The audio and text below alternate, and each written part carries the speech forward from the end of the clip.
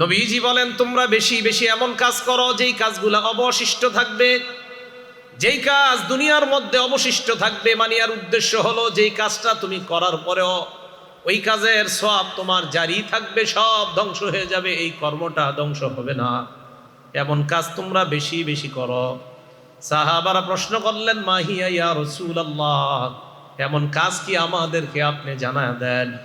আল্লাহ নবী বললেন এই কাজ, এই হাদিসের মধ্যে নবী 5টা কাজের কথা বললেন। 1 নাম্বার আত-তাকবীর, আল্লাহু আকবার বেশি বলা।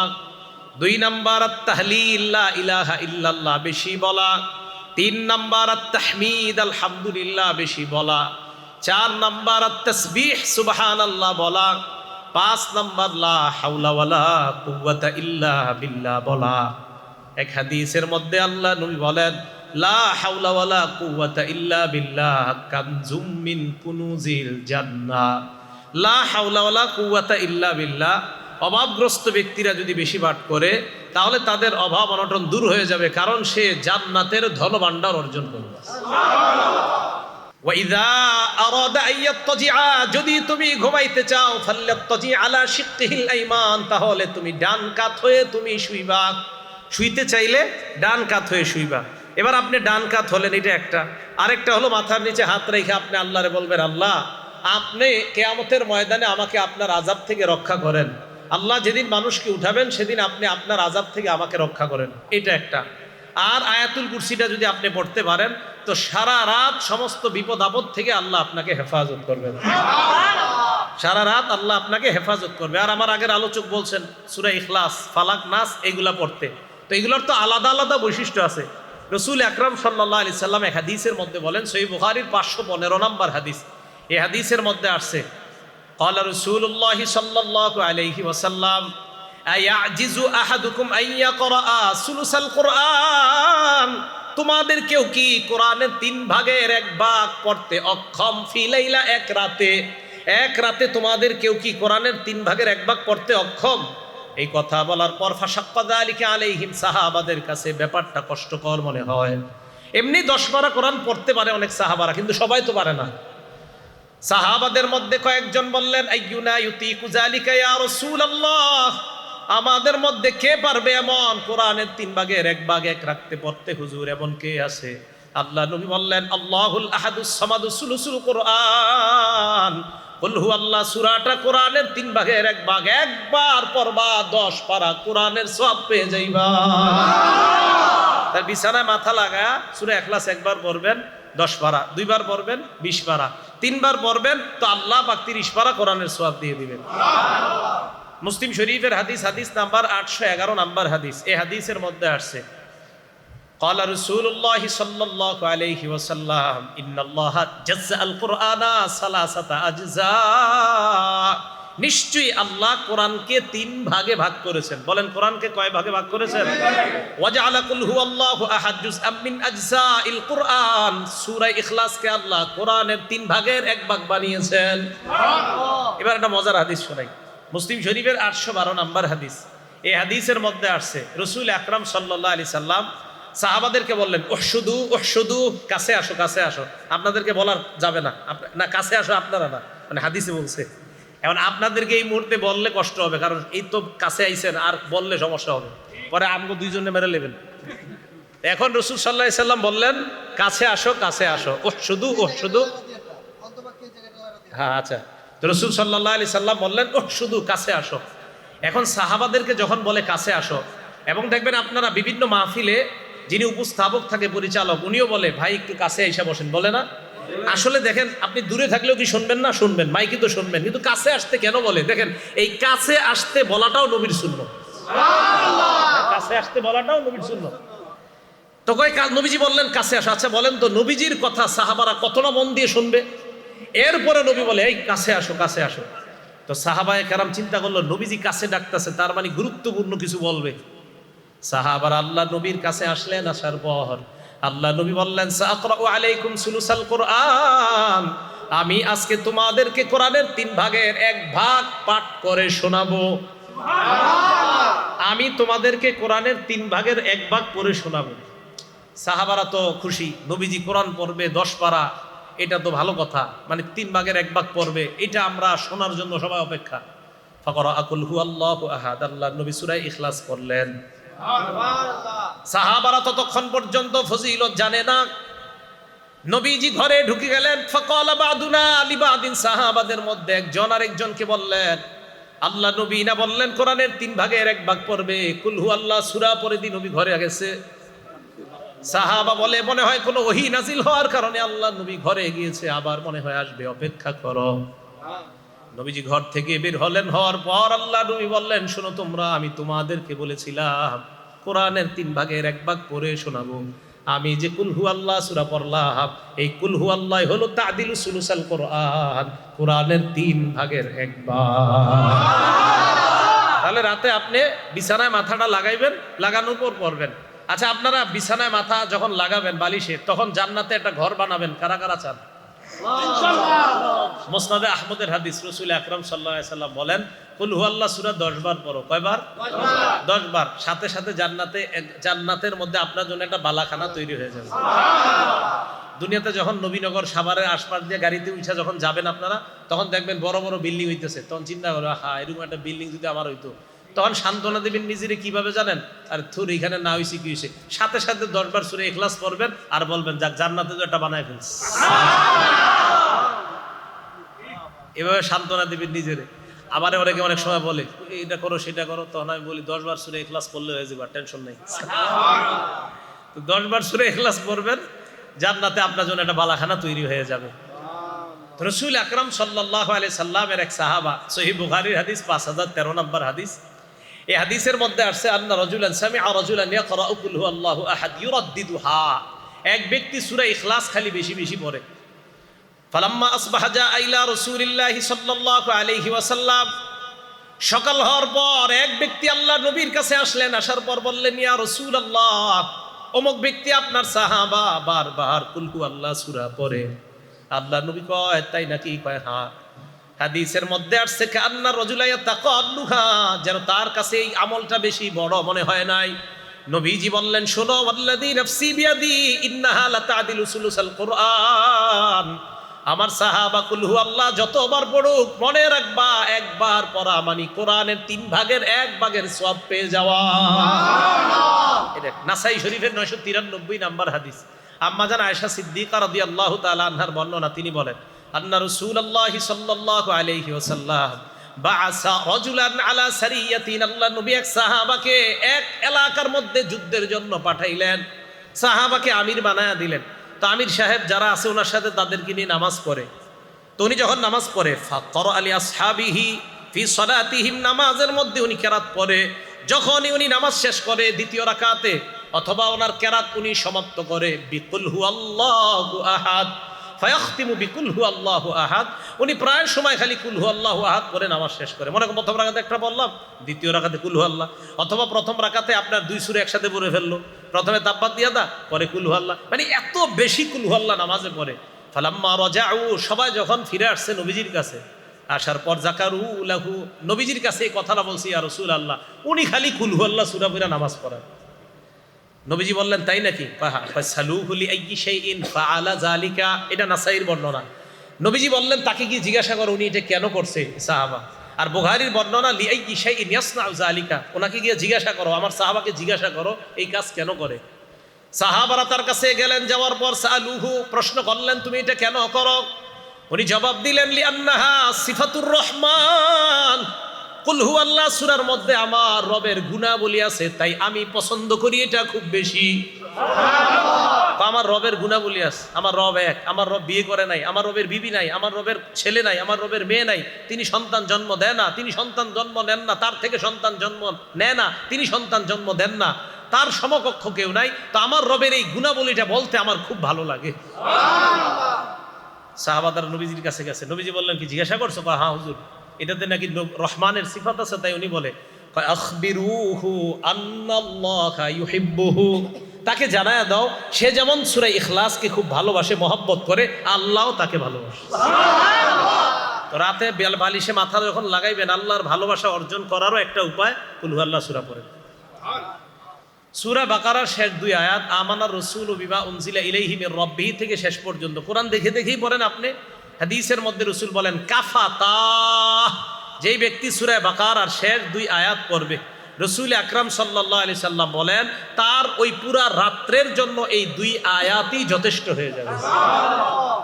এই আমলগুলা করা, রাতে যখন আমরা বিছানায় মাথা লাগাই আমল করা। আরেকটা হলো বিছানায় মাথা যখন লাগাবেন, কাজ নাই, তখন আপনার ফেসবুকটা না চালায়া, ইউটিউব মোবাইলটা হাতে না নিয়ে 1000 সোয়াব কারা চান? কয় হাজার সোয়াব? অথবা 1000 গুনাহ মাফ। 1000 সোয়াব হবে অথবা 1000 গুনাহ মাফ। মুসলিম শরীফের হাদিস নাম্বার 2698 নাম্বার হাদিসের বর্ণনা, সাদ ইবনে আবি ওয়াক্কাস রাদিয়াল্লাহু তাআলা আনহুর বর্ণনা। তিনি বলেন কুন্না ইনদান নবী সাল্লাল্লাহু আলাইহি ওয়াসাল্লাম, আমরা আল্লাহর নবীর কাছে ছিলাম। আল্লাহর নবী হঠাৎ আমাদেরকে বললেন আজিজু আহাদুকুম আইয়াকসিবা আলফা হাসানা, তোমাদের মধ্যে কেউ কি অক্ষম 1000 সওয়াব কামাই করতে অক্ষম? ফাসালাহু সাইলুম মিন জুলাসাইহি, বৈঠকের মধ্য থেকে একজন প্রশ্ন করলেন ইয়া রাসূলুল্লাহ, আমাদের মধ্যে 1000 সওয়াব কামাই করা এটা কিভাবে সম্ভব? নবীজিকে বললেন কাইফা ইয়াকসিবু আহাদুনা আলফা হাসানা, কিভাবে একজন 1000 নেকি কামাই করতে পারে? আল্লাহ নবী বললেন শোনো তোমরা, ইউসাব্বিহু মিআতা তাসবিহা, কোন ব্যক্তি যদি 100 বার সুবহানাল্লাহ পড়ে, কয়শো বার? বলেন তো কি? আবার বলেন এতটুকুই বাস, আবার বলেন। আল্লাহ নবী বলেন 100 বার যদি কোনো বান্দা সুবহানাল্লাহ বলে, ইউকতাবু লাহু আলফু হাসানা, তার আমল নামায় 1000 নেকি লিখে দেওয়া হয়। নবীজি বলে 1000 নেকি যদি তোমার আমল নামায় লেখা নাও হয়, আও ইউহাত্তু আনহু আলফু খতিয়া, তোমার আমল নামা থেকে 1000 গুনাহ মুছে দেওয়া হয়। তাহলে 100 বার সুবহানাল্লাহ পড়বেন, হয়তো 1000 সওয়াব হবে, অথবা 1000 গুনাহ আপনার জীবন থেকে আল্লাহ মুছে ধুয়ে মুছে সাফ করে দিবেন। আল্লাহ আমলগুলা করা দরকার আছে না? আল্লাহ আমাদের সকলকে আমল করার তৌফিক দান করেন। এখন এই সুন্নতগুলা পালন করা সহজ হবে, সম্ভব হবে কখন? যদি আমরা রাসূল আকরাম সাল্লাল্লাহু আলাইহি সাল্লামকে মহব্বত করতে পারি, তাহলে এই সুন্নতগুলা পালন করা আমাদের জন্য সহজ হবে। সূরা তাওবা আয়াত নাম্বার 24 নাম্বার আয়াতটা শুনেন, অনুবাদটাও শুনেন। আল্লাহ বলেন কুল ইন কানা আবাউকুম, যদি তোমাদের বাবা, ওয়া আবনাউকুম, যদি তোমাদের সন্তান, ওয়া ইখওয়ানুকুম, যদি তোমাদের ভাই, ওয়া আজওয়াজুকুম, যদি তোমাদের বিবি, ওয়া আশিরাতুকুম, যদি তোমাদের পরিবার, ওয়া আমওয়ালুন ইকতারাফতুমুহা, যে সম্পদ কামাই করো ওই সম্পদ যদি, ওয়া তিজারাতুন তাখশাউনা কাসাদাহা, যে ব্যবসায় লস খাওয়ার টেনশনে থাকো ওই ব্যবসা যদি, ওয়া মাসাকিনু তারদাউনাহা, যেই বাসস্থান তোমরা পছন্দ করো এই বাসস্থানগুলা যদি, কি যদি? বাবা, যদি তোমাদের বাবা, যদি তোমাদের সন্তান, যদি তোমাদের ভাই, যদি তোমাদের বিবি, যদি তোমাদের পরিবার, যদি তোমাদের উপার্জিত সম্পদ, যদি তোমাদের ব্যবসা, যদি তোমাদের বাসস্থান, আহাব্বা ইলাইকুম মিনাল্লাহি ওয়া রাসূলি, আল্লাহ আর আল্লাহ রাসূলের চাইতে বেশি প্রিয় হয়, ওয়া জিহাদিন ফি সাবিলি, এবং আল্লাহর রাস্তায় জিহাদ করার চাইতে যদি তোমাদের কাছে বেশি প্রিয় হয়, ফাতারাব্বাসু হাত্তা ইয়াতি আল্লাহু বিআমরি, তাহলে অপেক্ষায় থাকো, আল্লাহ তোমাদের উপর যেই গজব নিয়ে আসবে ওই গজবের অপেক্ষা করো। তাহলে এবার আপনারা বলেন তো, বাবার চাইতেও বেশি প্রিয় হতে হবে কে? আল্লাহ তার রাসূল, আল্লাহ এবং তার রাসূল। আচ্ছা, মায়ের চাইতে, বিবির চাইতে, ভাইয়ের চাইতে, সন্তানদের চাইতে, ব্যবসার চাইতে, সব কিছুর চাইতে আল্লাহ আল্লাহ রাসূল বেশি প্রিয় হতে হবে। যদি না হয় তাহলে আযাবের অপেক্ষা করা। তো আবার আসেন, জাগ্রত আর নিদ্রা এই উভয় অবস্থায় সুন্নাহগুলা পালন করা তখন সহজ হবে যদি রাসূল আকরাম সাল্লাল্লাহু আলাইহি সাল্লামের মহব্বত আমাদের মধ্যে বেশি থাকে। দেখেন, আমাদের মাঝে একটা অবহেলিত সুন্নতের নাম মেসওয়াক। একটা অবহেলিত সুন্নতের নাম কি? মেসওয়াক। রাসূল আকরাম সাল্লাল্লাহু আলাইহি সাল্লাম, আরেকটা কথা, যখন আপনারা রাতের বেলা ঘুমাবেন, ক্বালা রাসূলুল্লাহ সাল্লাল্লাহু আলাইহি ওয়াসাল্লাম, আল্লাহ নবী বলেন ইদা আওয়াইতা ইলা ফিরাশিক ফাতাওয়াদ্দা ওযুআকা লিস-সালাহ, নামাজের জন্য যেইভাবে ওযু করো ঘুমের আগে ঠিক ওইভাবে ওযু করবা। তাহলে রাতের বেলা ঘুমের আগে ওযু করা, ঘুমের আগে কি করা? আচ্ছা, ওই ওযুর আগে একটা কাজ করবেন, মেসওয়াক করা। বলেন কি করা?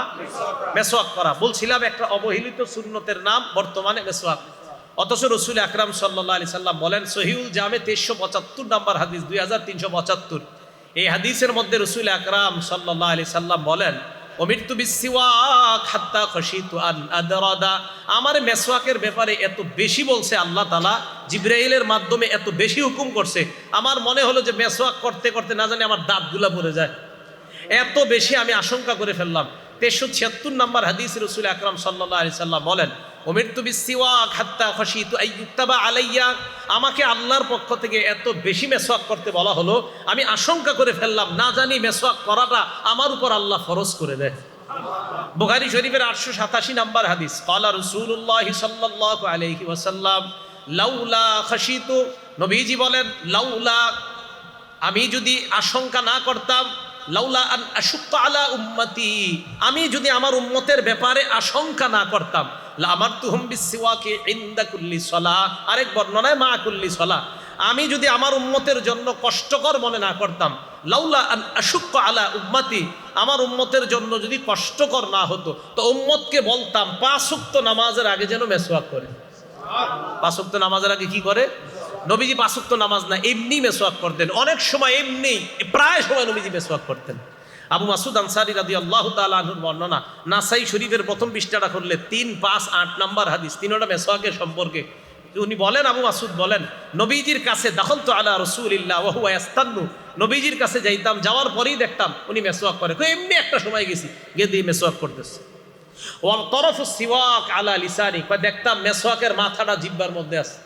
ওয়া হুয়া ইয়াকুলু আ আ, নবীজি আ আ করতেন। আমারটা সুন্দর হয় নাই, নবীজিরটা নিশ্চিত অনেক সুন্দর ছিল এই আ আ করাটা।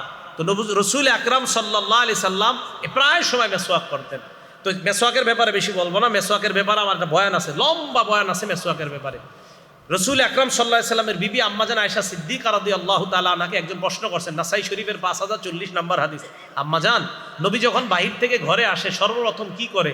আম্মাজান কয়, আর কি করবে? বাদা আবিস সিওয়াক, সর্বপ্রথম মেসওয়াক করে, ঘরে ঢুইকাই মেসওয়াক করে। তা আজকে থেকে আপনারা এখন এই আজকে থেকে ওয়াদা করেন ইনশাআল্লাহ, যাদের মেসওয়াক আছে, যারা নাই কিনে নেবেন, আর যাদের আছে তারা আপনারা বাসায় গিয়ে আজকে সর্বপ্রথম মেসওয়াক করবেন।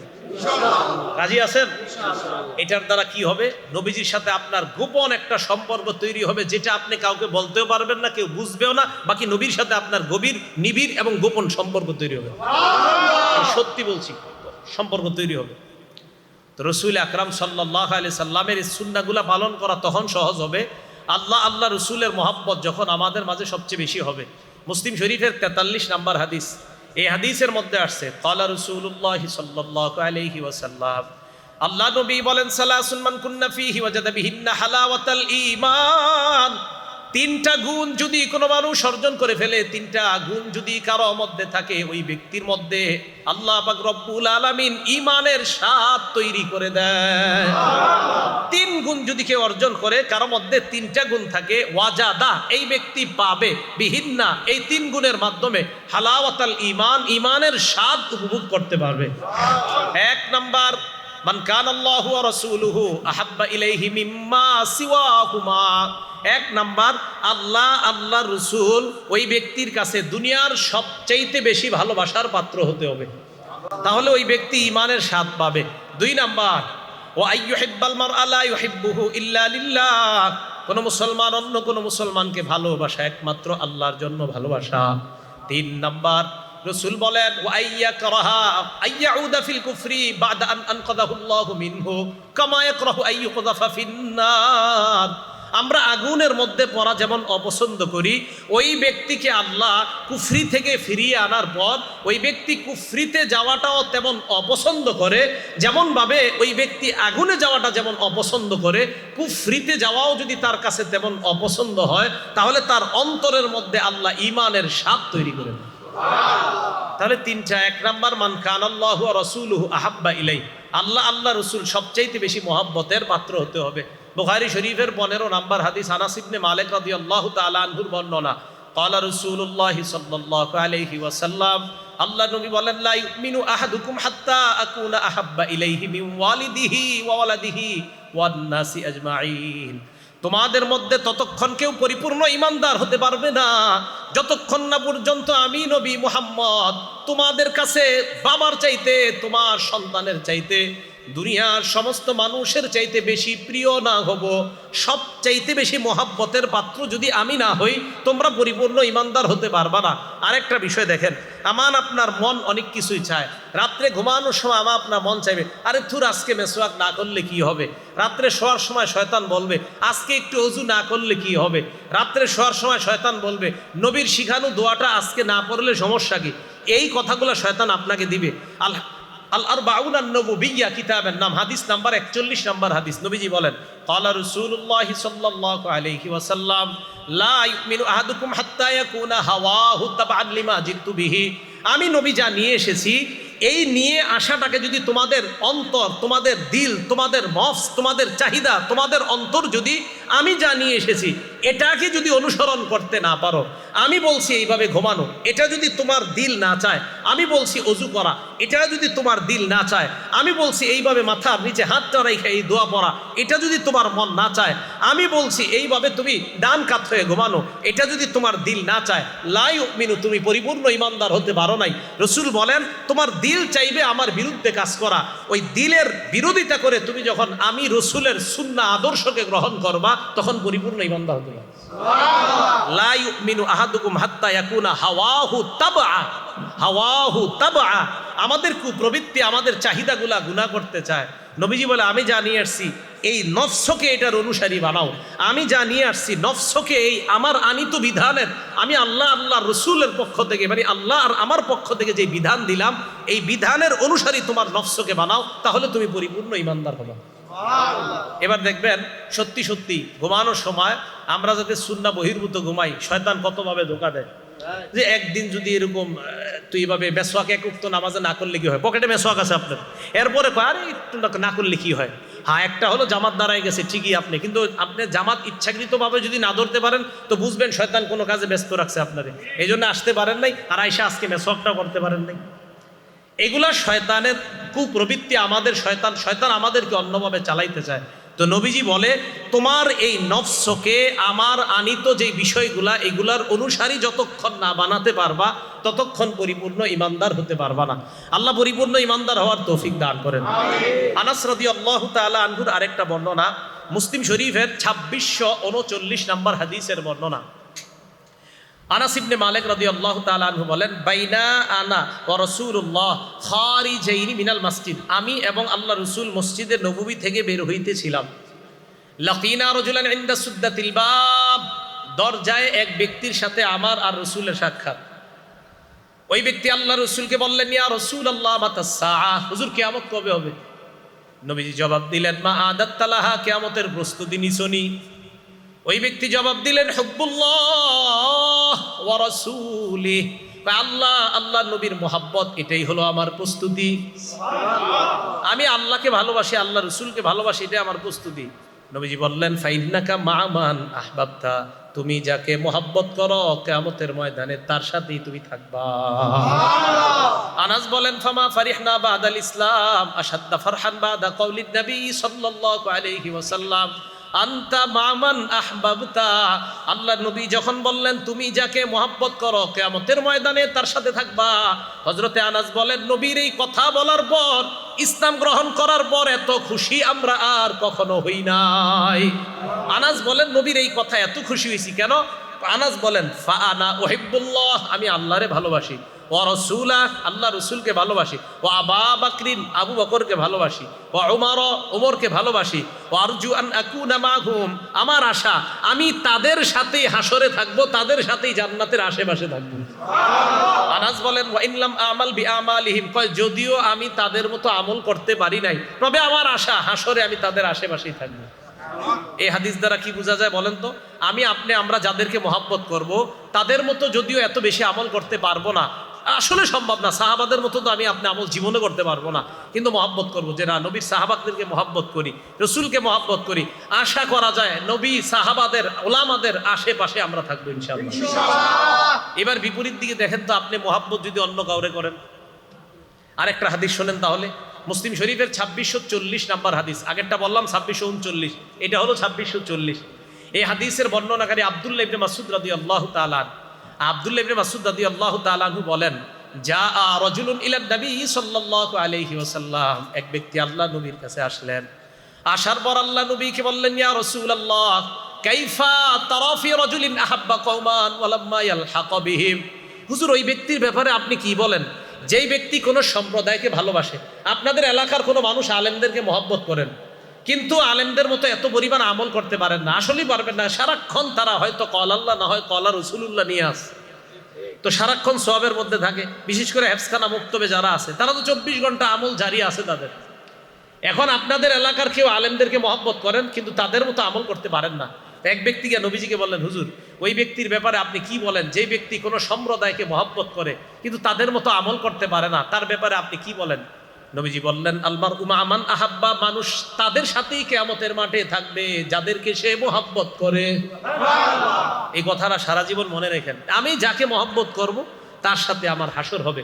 আজকাল অনেকে দাবি করে দেখবেন, তো আমি কি কম নামাজ পড়ি, আমি কি কোরআন রিসার্চ কম করি, বা আমি কি হাদিস রিসার্চ কম করি, এরকম বলে অনেকে। কিন্তু উনি কোরআনও রিসার্চ করে, হাদিসও রিসার্চ করে। এইগুলা রিসার্চ করার পর ওনার ফলাফল কি বের হয় জানেন? উনি এইগুলা রিসার্চ করার পর ফলাফল বের হয় যে এতদিন বাংলাদেশের হুজুররা যা বলছে ইসলাম সব এরা ভুল বুঝাইছে আপনাদেরকে। তখন একটা বইয়ের নাম দিয়ে দিবে, প্রকৃত ইসলাম ও নকল ইসলাম। কি নাম দিবে? ওলামায়ে কেরাম যে আদর্শ আপনাদেরকে শিখাইতেছে কোরআন সুন্নাহ, এটার নাম দিবে নকল, আর ওনারটার নাম দিবে প্রকৃত। তখন উনি আপনাকে বলবে ওই হাদিসগুলা মানা যাবে না, কারণ এই হাদিসগুলার সাথে কোরআনের ওই আয়াতের সাংঘর্ষিক, ওই হাদিসগুলা মানা যাবে না, এটার সাথে কোরআনের ওই আয়াতটা মিলতেছে না, আপনাকে এরকম বুঝাবে। তো মনে রাখবেন, আপনি যদি ওই ব্যক্তিকে মহব্বত করেন, যেই ব্যক্তি আপনারে বুঝাইতে বুঝাইতে এক পর্যায়ে মসজিদ থেকে বের করে ফেলে, তো কিয়ামতের মাঠে আপনি তার সাথেই থাকবেন। এই জন্য ভয়ঙ্কর অবস্থার মধ্যে আমরা আছি, এটা একটু মাথায় রেখেন। রসুল আকরাম সাল্লাল্লাহু আলাইহি সাল্লাম বলে, আমার উম্মত শেষ জামানায় তোমরা একজন আমল করবা, 50 জনের সওয়াব তোমার আমলনামায় লেখা হবে। সাহাবারা নবীজির প্রশ্ন করলেন, হুজুর কোন 50 জন? আমাদের 50 জন না ওই জামানার 50 জন? নবীজি বললেন, বাল বিনকুম 50, বরং তোমাদের 50 জনের সওয়াব আমার শেষ উম্মতের এক ব্যক্তিকে দেওয়া হবে। এই জন্য এই যুগে একবার ওইটাতে যাওয়া, একবার ওইটাতে, মানে চারোদিকে আপনি খালি দৌড়ান, না মনে হয় ওখানে ঠিক, ওখানে ঠিক। এত দৌড়াদৌড়ি বাদ দিয়ে মসজিদ মাদ্রাসা ধরেন, ইনশাল্লাহ ঠিক থাকবেন। অত দৌড়াদৌড়ি বাদ দেন, খালি চারোদিকে খোঁজে কোথায় যাবে কোথায় যাবে, এক পেরেশানির মধ্যে যায়টা হঠাৎ কয়, হুজুর এতদিনে প্রকৃতি ইসলাম বুঝছি, এতদিন বুঝিনি। এই কথাগুলা যখন আপনাদেরকে কেউ বুঝাবে, ওই লোকটাকে পাল্টা বলবেন, চলেন আমাদের মাদ্রাসার মুতামিম সাহেবের কাছে আপনাকে নিয়ে যাই। তখন বলবে, আমার কাজ আছে, অন্যদিন আসবো। যখন কোনো মানুষ আপনাকে নতুন ভাবে ইসলাম আবার বুঝাইতে চায়, এতদিন আপনি একভাবে নামাজ পড়তেন, এতদিন আপনি একভাবে সিজদা করতেন, মানে একদম মুসলমান, আপনার আব্বা আম্মা ভাই বোন সবাই মাশাআল্লাহ সহি পদ্ধতিতে এতদিন একটা নামাজ পড়তেন। হঠাৎ কেউ এসে আপনার যদি নতুন ভাবে দাওয়াত দিতে চায়, বলবেন, ভাই আমার তো কোরআন হাদিসের এত জ্ঞান নাই, চলেন অমুক দাওরা হাদিস মাদ্রাসার যিনি বুখারী শরীফ পড়ায় ওনার কাছে আপনাকে নিয়ে যাই। তো ওনার সামনে বসে আমাকে আপনি বুঝান, বুঝানোর পর যদি আমার মনে হয় না আপনি যে নতুন করে বুঝাইতেছেন আমার আগের গুলা ভুল আর আপনার বুঝানো সঠিক, তাহলে আমি আপনারটা মেনে নিব। তখন উনি দুইটা অপশন বলবে আপনাকে, এক বলবে এরা কি বুঝে, দ্বিতীয় বলবে আমার সময় নাই। যখন এই কথা বলবে তখনই বুঝবেন এর মধ্যে সমস্যা আছে। আরে ভাই আমি কিন্তু বলছি না ওনার জ্ঞান নাই, তো উনি সমস্যা কোথায়? শাইখুল হিসাবের সাথে একটু বসতে, ওনার সমস্যাটা কোথায়? তো এই জন্য আপনাদেরকে চারোদিক থেকে বিভিন্ন ভাবে বোঝানো হবে। তো রসুল আকরাম সাল্লাল্লাহু আলাইহি সাল্লামের মহব্বত রাখেন, নবীজি সাল্লাল্লাহু আলাইহি সাল্লামের মহব্বত অন্তরে লালন করেন। একটা কথা মনে রাখবেন, 28 পারা 2 নম্বর পৃষ্ঠা সূরা মুজাদালার 11 নম্বর আয়াতে আল্লাহ বলেন, ইয়ারফাইল্লাহুল্লাযীনা আমানু মিনকুম, তোমরা যারা ঈমানদার, এই তোমাদের ঈমানদারদের মর্যাদা আল্লাহ বাড়ায়। আবার বলেন, কাদের মর্যাদা আল্লাহ বাড়ায়?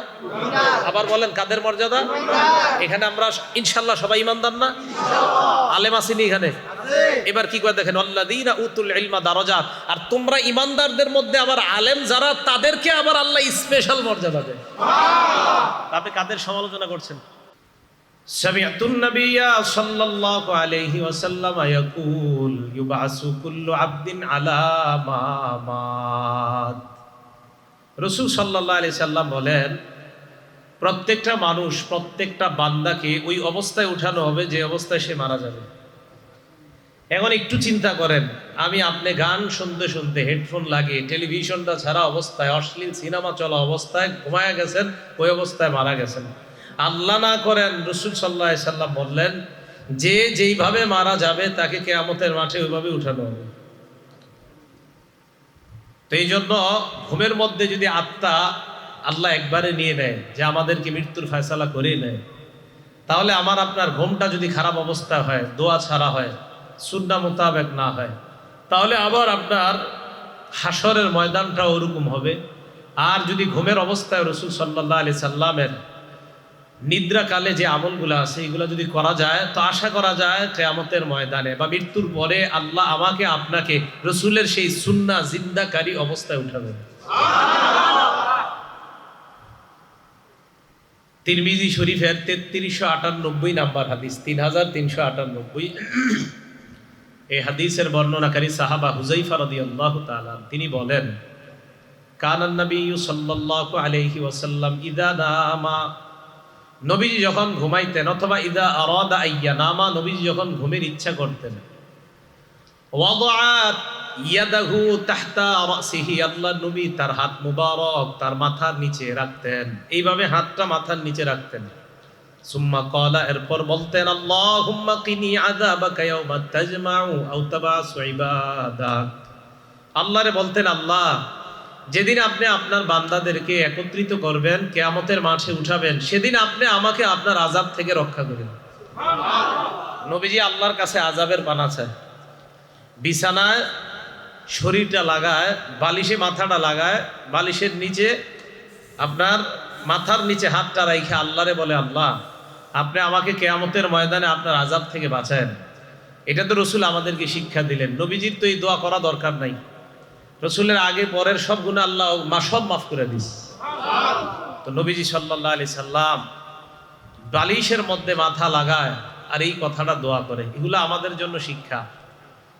জাগ্রত অবস্থা আর নিদ্রা অবস্থা, দুইটা অবস্থা আমাদের। জাগ্রত অবস্থায় যেন আমাদের একটা বৈঠক, আমাদের একটা আলোচনার বৈঠক, আমাদের একটা মজলিস, আমাদের ছোটখাটো চায়ের আড্ডা, 2-3 জনের গল্পগুলাও যেন জিকির শূন্য না হয়, না হয় আল্লাহর কাছে ধরা খেয়ে যাব। বুখারী শরীফের 7405 নাম্বার হাদিসের বর্ণনাকারী আবু হুরায়রা রাদিয়াল্লাহু তাআলা, আবু হুরায়রা রাদিয়াল্লাহু তাআলা আনহু বলেন, ক্বালা রাসূলুল্লাহ সাল্লাল্লাহু আলাইহি ওয়াসাল্লাম, নবীজি বলেন, ইয়াকুলুল্লাহু আযজা ওয়া জাল, আল্লাহ পাক রব্বুল আলামিন হাদিসে কুদসির মধ্যে বলেন, আনা ইনদা যান্নি আবদি বি, আমার বান্দা আমার প্রতি যেমন ধারণা করে আমি বান্দার প্রতি তেমন আচরণ করি। ওয়া আনা মাহু ইযা যাকারানি, আমার বান্দা যখন আমাকে স্মরণ করে আমি আল্লাহ তখন তার সাথেই থাকি। সর্ব অবস্থায় আল্লাহকে স্মরণ করা। ইযা যাকারানি ফি নাফসিহি, বান্দা যদি আমাকে মনে মনে স্মরণ করে, যাকারতুহু ফি নাফসি, আল্লাহ বলেন আমি আল্লাহ বান্দাকে মনে মনে স্মরণ করি। ওয়া ইন যাকারানি ফি মালাইন, বান্দা যদি আমাকে কোনো বৈঠকে, কোনো সমাবেশে, কোনো মজলিসের মধ্যে স্মরণ করে, যাকারতুহু ফি মালাইন খায়রিম মিনহুম, আমি আল্লাহ ওই বান্দাকে তার চাইতে উত্তম সমাবেশের মধ্যে আল্লাহ তাকে স্মরণ করি। এবার আল্লাহ বলেন, ইন আতানি ইয়ামশি, আমার বান্দা যদি আমার দিকে হেঁটে আসে, আতাইতুহু হারওয়ালা, আমি আল্লাহ তার দিকে দৌড়ে উপস্থিত হয়ে যাই।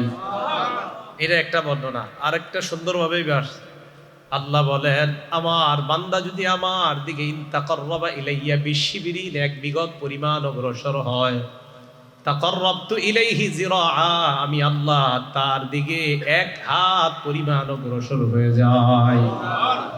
ওয়া ইন তাকাররাবা ইলাইয়া জিরাআ, আমার বান্দা যদি আমার দিকে 1 হাত পরিমাণ অগ্রসর হয়, তাকাররাবতু ইলাইহি বাআ, আমি আল্লাহ তার দিকে 1 বাহু পরিমাণ উপস্থিত হয়ে যাই।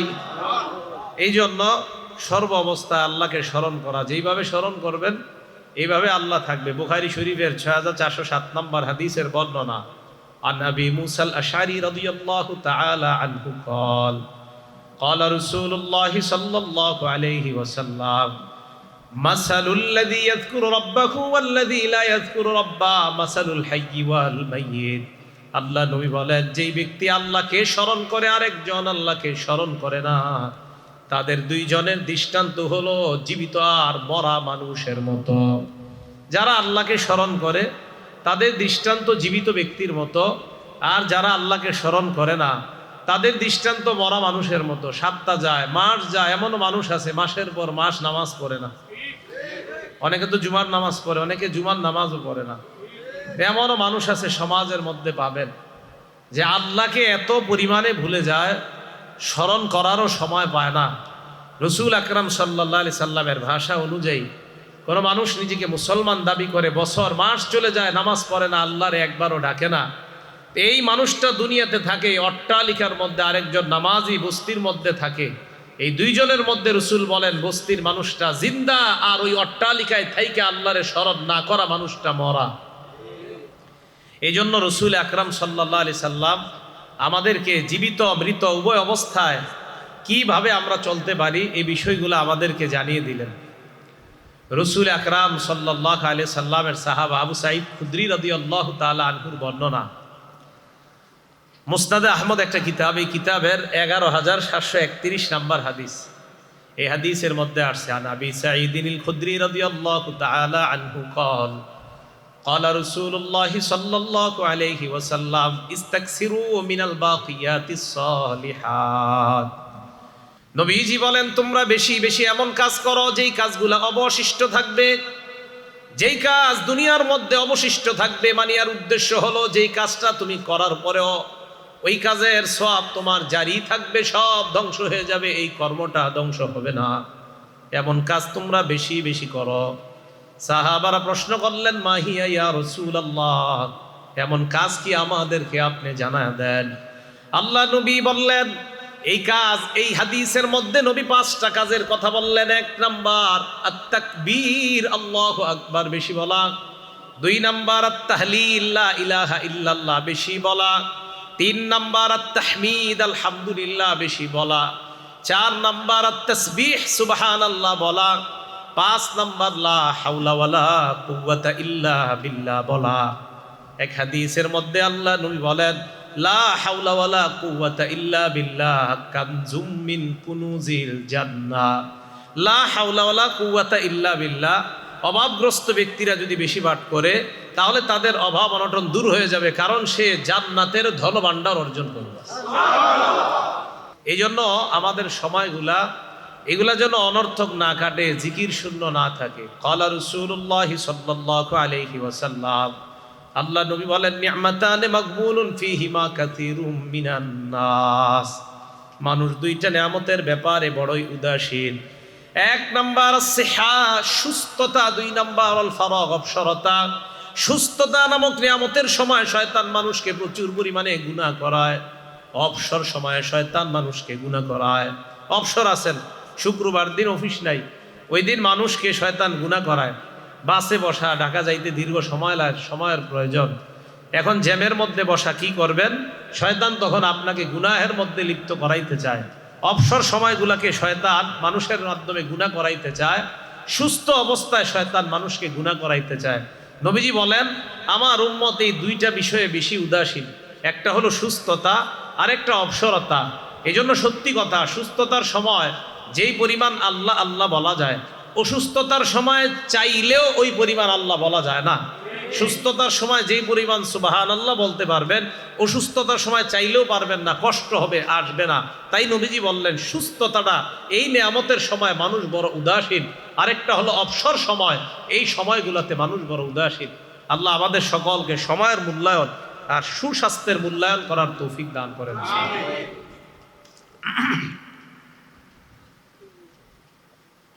মুসলিম শরীফের 2137 নম্বর হাদিসের বর্ণনা, ক্বালা রাসূলুল্লাহ সাল্লাল্লাহু আলাইহি ওয়াসাল্লাম, সামুরা ইবনে জুনদুব রাদিয়াল্লাহু তাআলা আনহুকে আল্লাহ নবী বললেন, আহাব্বুল কালামি ইলাল্লাহি আরবা, আল্লাহর কাছে 4টা কথা সবচাইতে বেশি প্রিয়। 1 নাম্বার সুবহানাল্লাহ, 2 নাম্বার আলহামদুলিল্লাহ, 3 নাম্বার লা ইলাহা ইল্লাল্লাহ, 4 নাম্বার আল্লাহু আকবার। নবীজি বলেন, লা তুসাম্মিয়ান্না গুলামাকা রাবাহান ওয়ালা নাজিহা। আরেক বর্ণনায়, লা তুসাম্মিয়ান্নাকা গুলামান রাবাহান নবীজি বলেন তার সাহাবা হযরত সামুরা ইবনে জুনদুব রাদিয়াল্লাহু তাআলা আনহুকে আল্লাহর নবী বলেন, সামুরা, দুনিয়ার মধ্যে চারটা কথা সবচাইতে আল্লাহর কাছে বেশি প্রিয়। 1 নাম্বার সুবহানাল্লাহ, 2 নাম্বার আলহামদুলিল্লাহ, 3 নাম্বার লা ইলাহা ইল্লাল্লাহ, 4 নাম্বার আল্লাহু আকবার। এরপর নবী বলেন, সামুরা, তুমি তোমার ছেলের নাম কখনো রবাহ রাখবা না। কি রাখবা না? রবাহ মানে হলো লাভবান হওয়া। তোমার সন্তানের নাম তুমি রবাহ রাখবা না, রবাহ। এটা নবীজি বললেন, তুমি তোমার সন্তানের নাম রবাহ রাখবা না। আর ওয়ালা নাজিহান, তোমার সন্তানের নাম তুমি নাজিহ রাখবা না। নাজিহ মানে হলো সফল কাম, এটা রাখবা না। ওয়ালা আফলাহা, তোমার সন্তানের নাম তুমি আফলাহ রাখবা না। আফলাহ মানে অধিক সফল কাম। আফলা মানে কি? অধিক সফল কাম। এইগুলা তুমি তোমার সন্তানের নাম কখনো রাখবা না। রসুল আকরাম সাল্লাল্লাহু আলাইহি সাল্লাম কেন? ফাইন্নাকা তাকুলু সাম্মা হুয়া, কারণ অনেক সময় তোমরা বলবা রবাহ কোথায়, আইসা বলবা এই জায়গায় কি রবাহ আছে? রবাহ আসলে তার ছেলের নাম। তো বলতে পারো তোমরা ওহুয়া লা ইয়াকুনু, তখন ওই ব্যক্তি বলবে লা, এখানে রবাহ নাই, এখানে লাভ নাই, আসলে এখানে তোমার ছেলে নাই। এই জাতীয় নাম রাখলে অনেক সময় মানুষ বলবে একটা, অন্য মানুষের মধ্যে ভুল ধারণা সৃষ্টি হতে পারে। তা এই নামগুলা রাখবা না। তো বললেন রবাহ রাখবা না, আফলাহ রাখবা না, নাজিহ রাখবা না। কেউ এসে আমাকে আপনাকে বললো আরবদের মধ্যে হালিদ নাজিহ হা হুনা, এখানে কি নাজি আছে? তো আমি বললাম লাইসা নাজি হা হুনা, এখানে নাজিহ নাই, মানে এখানে সফল কাম নাই। আসলে সফল কাম নাই এর উদ্দেশ্য না, উদ্দেশ্য হলো নাজিহ নামে ছেলেটা এখানে নাই। নবীজি বলেন তুমি বলবা ছেলের কথা, অন্য মানুষ ধারণা করবে এই জায়গায় মনে সফলতা নাই। তো এই জন্য বললেন ছেলের নাম রবাহ রাখবা না, নাজিহ রাখবা না, আফলাহ রাখবা না। যাই হোক, এই হাদিসের মধ্যে রাসূল সাল্লাল্লাহু আলাইহি সাল্লাম প্রথমে বললেন আল্লাহর কাছে প্রিয় কালাম হলো চারটা, সুবহানাল্লাহ, আলহামদুলিল্লাহ, লা ইলাহা ইল্লাল্লাহ, আল্লাহু আকবার। জাগ্রত অবস্থায় আমাদের সময়গুলো যেন নষ্ট না হয়, আল্লাহ সময়গুলোকে মূল্যায়ন করার তৌফিক দান করেন।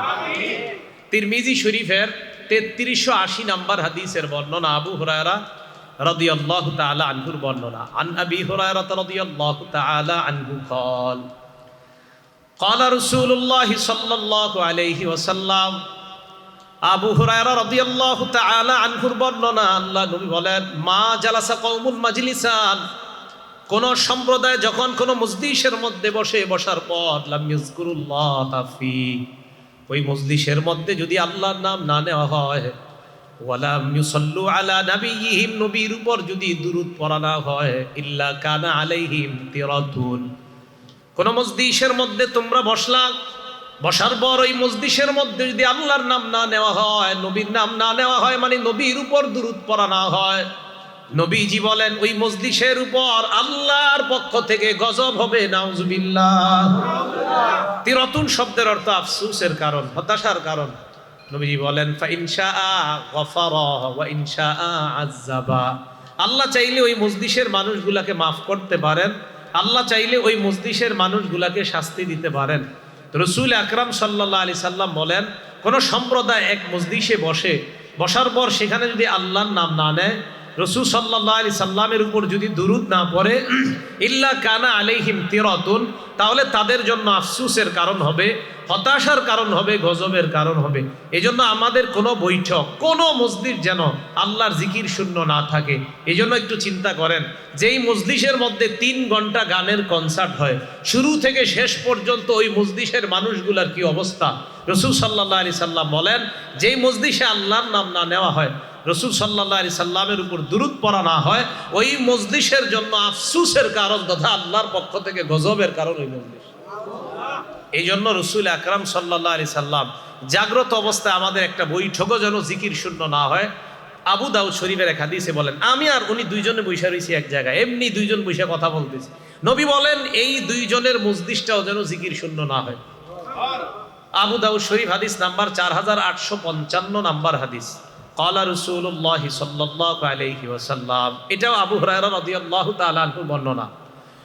আল্লাহ নবী বলেন, মান কাদা মাকআদান, কোন ব্যক্তি কোন মজলিসের মধ্যে বসছে, কোন বৈঠকের মধ্যে বসছে, এই দেখেন আমি একটা চেয়ারে বসলাম, এটা বৈঠক, এটা একটা বৈঠক। মান কাদা মাকআদান, কোন মানুষ কোন একটা বৈঠকের মধ্যে বসছে, ওয়ালাম ইয়াযকুরিল্লাহ, ওই জায়গায় আল্লাহর নাম নেয় নাই, কোন বৈঠকে বসছে আল্লাহর নাম নেয় নাই, কানা আলাইহিম তিরাতুন, তার জন্য এটা আল্লাহর পক্ষ থেকে হতাশার কারণ হতে পারে। নাউজুবিল্লাহ, এটা তার জন্য আল্লাহর পক্ষ থেকে হতাশার কারণ হতে পারে। এই হাদিসটা আবু দাউদ শরীফের 4856 নাম্বার হাদিসের বর্ণনা।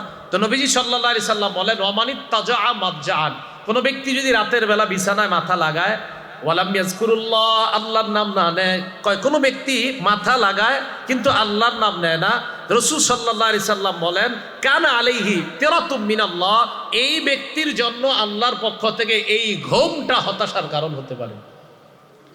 মাথা লাগাইছে বালিশের মধ্যে, আল্লাহর নাম নেয় নাই। এবার আবু দাউদ শরীফের 4855 নাম্বার হাদিস শোনেন। এই বৈঠকে আমরা বসে রয়েছি না একটা মজলিসে, নবীজি কি বলে দেখেন। আপনার বন্ধু যারা গানের কনসার্টে যায় তাদেরকে বললেন, ক্বালা রাসূলুল্লাহ সাল্লাল্লাহু আলাইহি ওয়াসাল্লাম, নবীজি বলেন, মা মিন কওমিন ইয়াকুমুনা মিন মাজলিসিন লা ইয়াজকুরুনাল্লাহ, কোন সম্প্রদায় যখন এমন একটা বৈঠকের মধ্যে বসে যেই বৈঠকের মধ্যে একবারও আল্লাহর নাম না নেওয়া হয়, ইল্লা কামু আন মিসলি জিফাতি হিমার, ওই মজলিসটা এমন হয়ে যায় যেন ওই মজলিসের মধ্যে মরা গাধার গোশত পরিবেশন করা হয়েছে। একটা মজলিস, গানের মজলিস, এখান থেকে উঠলো, সেখানে কোনো জিকির হয় না। নবীজি বলেন, কেমন যেন মরা গাধার ভোজন সভা করা হয়েছে, আর ওই ভোজন সভা থেকে মানুষগুলা উঠছে। যেই মজলিসে আল্লাহর নাম না নেওয়া হয়, আল্লাহ আমাদের সকলকে, আমাদের প্রত্যেকটা বৈঠক, আমাদের প্রত্যেকটা মসজিদ যেন জিকির শূন্য না থাকে, জাগ্রত অবস্থায় প্রত্যেকটা মুহূর্ত যেন আল্লাহ স্মরণে কাটাইতে পারে, আল্লাহ তৌফিক দান করেন। এবার দেখেন, রাসূল সাল্লাল্লাহু আলাইহি সাল্লাম আবু দাউদ শরীফের 4856 নাম্বার হাদিসে বলছিলেন, যেই ব্যক্তি বিছানায় মাথা লাগায়, বালিশে মাথা লাগায়, মানিত তাজা মাতজাআন, বিছানায় মাথা লাগায় ঘুমানোর জন্য আল্লাহর নাম না নেয়, তার জন্য এটা আফসোসের কারণ হতে পারে। এই জন্য আমাদের ঘুমানোটা, নিদ্রা অবস্থাটা যেন সুন্নাহ মোতাবেক হয়। সহিহ বুখারী হাদিস নাম্বার 6320 নাম্বার হাদিসের বর্ণনা। এই হাদিসের মধ্যে আসছে, এটা আবু হুরায়রা রাদিয়াল্লাহু তাআলা আনহুর বর্ণনা।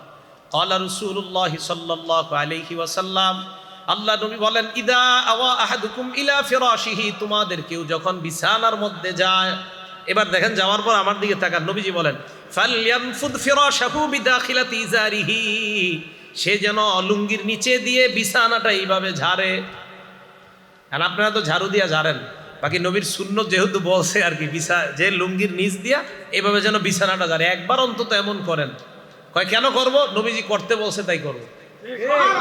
হ্যাঁ, এইভাবে বিদাখিলাতি ইজারিহি। অন্য বর্ণনায় আসছে সালাসা মাররাত, 3 বার লুঙ্গির নিচ দিয়ে বিছানা এমন করবে। নবীজি আমাদের প্রতি কত মায়া, আমাদেরকে বলেন, ফাইন্নাহু লা ইয়াদরি মা খালফাহু আলাইহি, কারণ তার জানা নাই, তার অজান্তে এই বিছানার মধ্যে কোনো বিচ্ছু আছে কিনা এটা তার জানা নাই। তাই নবীজি বললেন, যখন বিছানায় যাইবা লুঙ্গির নিচ দিয়ে, তখন তুমি বিছানাটাকে, এই হাদিসে আসছে কোনো বার আসে নাই, বিছানাকে তুমি ঝাড়বা। অন্য বর্ণনা আসছে সালাসা মাররাত, 3 বার ঝাড়বা। এইভাবে ঝাড়ার পর দেখেন নবীজি বলেন, এরপর যখন তুমি বিছানায় মাথা লাগাইবা, মাথা লাগানোর পর তখন তুমি বলবা, বিসমিকা রব্বি ওয়াদাতু জামবি, আল্লাহ আপনার নামে আমার দেহটা বিছানায় লাগাইলাম, সুবহানাল্লাহ, আপনার নামে আমার দেহটা বিছানায় রাখলাম। কত সুন্দর কথা দেখেন, আপনার নামে আমার দেহটা আমি বিছানায় রাখলাম। ওয়াবিকা আরফাহু মাবুদ, আপনার নামে আবার আমি এই দেহকে বিছানা থেকে উঠাবো। আপনি চাইলে আবার বিছানা থেকে দেহটা উঠাবো, আপনার নামে বিছানায় দেহ রাখলাম। এরপরে দেখেন কি কয়, ইন আমসাকতা নাফসি, মাবুদ আপনি যদি ঘুমন্ত অবস্থায় আমার আত্মাটা নিয়ে যান, আমার জানটা নিয়ে যান, আমার মরণ দিয়ে দেন, ফারহামহা, মেহেরবানি করে আমার আত্মার প্রতি আপনি দয়া করেন। আল্লাহ ঘুমের মধ্যে যদি আমার মরণ হয় তো আমার আত্মার প্রতি দয়া করেন। এটা হলো বুখারীর বর্ণনা। মুসলিম শরীফের বর্ণনায় আসছে, ফাগফির লাহা, আল্লাহ ঘুমন্ত অবস্থায় যদি আমার আত্মাটা আপনি নিয়ে যান তো আমার আত্মাটাকে আপনি মাফ করে দিন। বাংলাটা মনে থাকবি নি? লাগবে না, বাংলাটা মনে থাকবি নি? আল্লাহ আপনার নামে আমি আমার শরীরটাকে বিছানায় রাখলাম। আমি সুন্দরভাবে বলতেছি আরবিটা, বিসমিকা রব্বি ওয়াদাতু জামবি, আল্লাহ আপনার নামে আমি আমার দেহকে বিছানায় লাগাইলাম। ওয়াবিকা আরফাহু, আপনার নামে আবার দেহকে বিছানা থেকে উঠাবো। ইন আমসাকতা নাফসি ফারহামহা, আল্লাহ আপনি যদি ঘুমন্ত অবস্থায় আমার জানটা নিয়ে যান তাহলে এটার প্রতি আপনি দয়া করেন। আর মুসলিম শরীফে আসছে, ফাগফির লাহা, আল্লাহ আপনি এই আত্মাটাকে মাফ করে দিন। বাংলা কইতে পারবেন না এগুলা? বাংলায় বলবেন যদি আরবিটা না পারেন। ওয়াইন আরসালতাহা মাবুদ, আপনি যদি আমার আত্মাটা আবার ফিরায়া দেন, ফাহফাজহা বিমা তাহফাজু বিহি ইবাদাকাস সালিহিন, তাহলে আমার আত্মাটাকে আপনি হেফাজত কইরেন যেইভাবে আপনার নেককার বান্দাদেরকে আপনি হেফাজত করেন। তার মানে আপনি ঘুমের মধ্যে যাইলেন, ঘুমন্ত অবস্থায়, ঘুমের আগে আপনি আল্লাহর কাছে বললেন, আল্লাহ আপনার নামে আমি আমার দেহটা বিছানায় রাখলাম, আপনার নামে আবার আমি দেহটা উঠাবো। মাবুদ আপনি যদি আমার আত্মাটা নিয়ে যান, আত্মার প্রতি আপনি দয়া করেন, আর যদি আমার আত্মাটা আবার ফেরত দেন, আপনার নেককার বান্দাদেরকে যেইভাবে আপনি পরিচালনা করেন আমাকেও ওইভাবে আপনি পরিচালনা করবেন। তাদেরকে যেইভাবে হেফাজত করেন আমার আত্মাটা এইভাবে হেফাজত করেন। এবার আসেন আগের কথা, মুসলিম শরীফেরও একটা হাদিস 2878 নম্বর হাদিস শোনাইলাম, যে হাদিসে নবী বলছেন ইউবাসু কুল্লু আবদিন আলা মামাত, প্রত্যেক বান্দাকে ওই অবস্থায় উঠানো হবে যে অবস্থায় সে মারা যাবে। আপনি এই দোয়াগুলা কইরা বিছানায় মাথা রাইখা নবীর সুন্নাহ মোতাবেক ঘুমাইলেন, ইনশাআল্লাহ কিয়ামতের ময়দানে যদি আপনি অবস্থায় মারা যান তো আল্লাহ আপনাকে কিয়ামতের মাঠে রাসূলের সুন্নাহ জিন্দা করা অবস্থায় উঠাবে। সুবহানাল্লাহ। বিপরীতে যদি হেডফোন লাগায় গান শুনতে শুনতে ঘুমান, আল্লাহ আমাদেরকে হেফাজত করেন, আল্লাহ আমাদেরকে হেফাজত করেন। মুসলিম শরীফের 2714 নম্বর হাদিসের বর্ণনা, এই হাদিসের মধ্যে আসছে ক্বালা রাসূলুল্লাহি সাল্লাল্লাহু আলাইহি ওয়াসাল্লাম, আল্লাহ নবী বলেন যখন তোমরা বিছানায় যাও, যাওয়ার পর ফাল্লিসাম্মিল্লাহ, আল্লাহর নাম নিবা, তাহলে বিসমিল্লাহ বলে গেলেন। যাওয়ার পর ওয়াইদা আরাদা আইয়াত্তাজিআ, যদি তুমি ঘুমাইতে চাও, ফাল্লাত্তাজি আলা শিক্কিহিল আইমান, তাহলে তুমি ডান কাত হয়ে তুমি শুইবা। শুইতে চাইলে ডান কাত হয়ে শুইবা। এবার আপনি ডান কাত হলেন, এটা একটা। আরেকটা হলো মাথার নিচে হাত রেখে আপনি আল্লাহরে বলবেন, আল্লাহ আপনি কিয়ামতের ময়দানে আমাকে আপনার আযাব থেকে রক্ষা করেন। আল্লাহ যেদিন মানুষকে উঠাবেন সেদিন আপনি আপনার আযাব থেকে আমাকে রক্ষা করেন, এটা একটা। আর আয়াতুল কুরসিটা যদি আপনি পড়তে পারেন তো সারা রাত সমস্ত বিপদ আপদ থেকে আল্লাহ আপনাকে হেফাজত করবেন। সারা রাত আল্লাহ আপনাকে হেফাজত করবে। আর আমার আগের আলোচক বলছেন সূরা ইখলাস, ফালাক, নাস এগুলা পড়তে, তো এগুলোর তো আলাদা আলাদা বৈশিষ্ট্য আছে।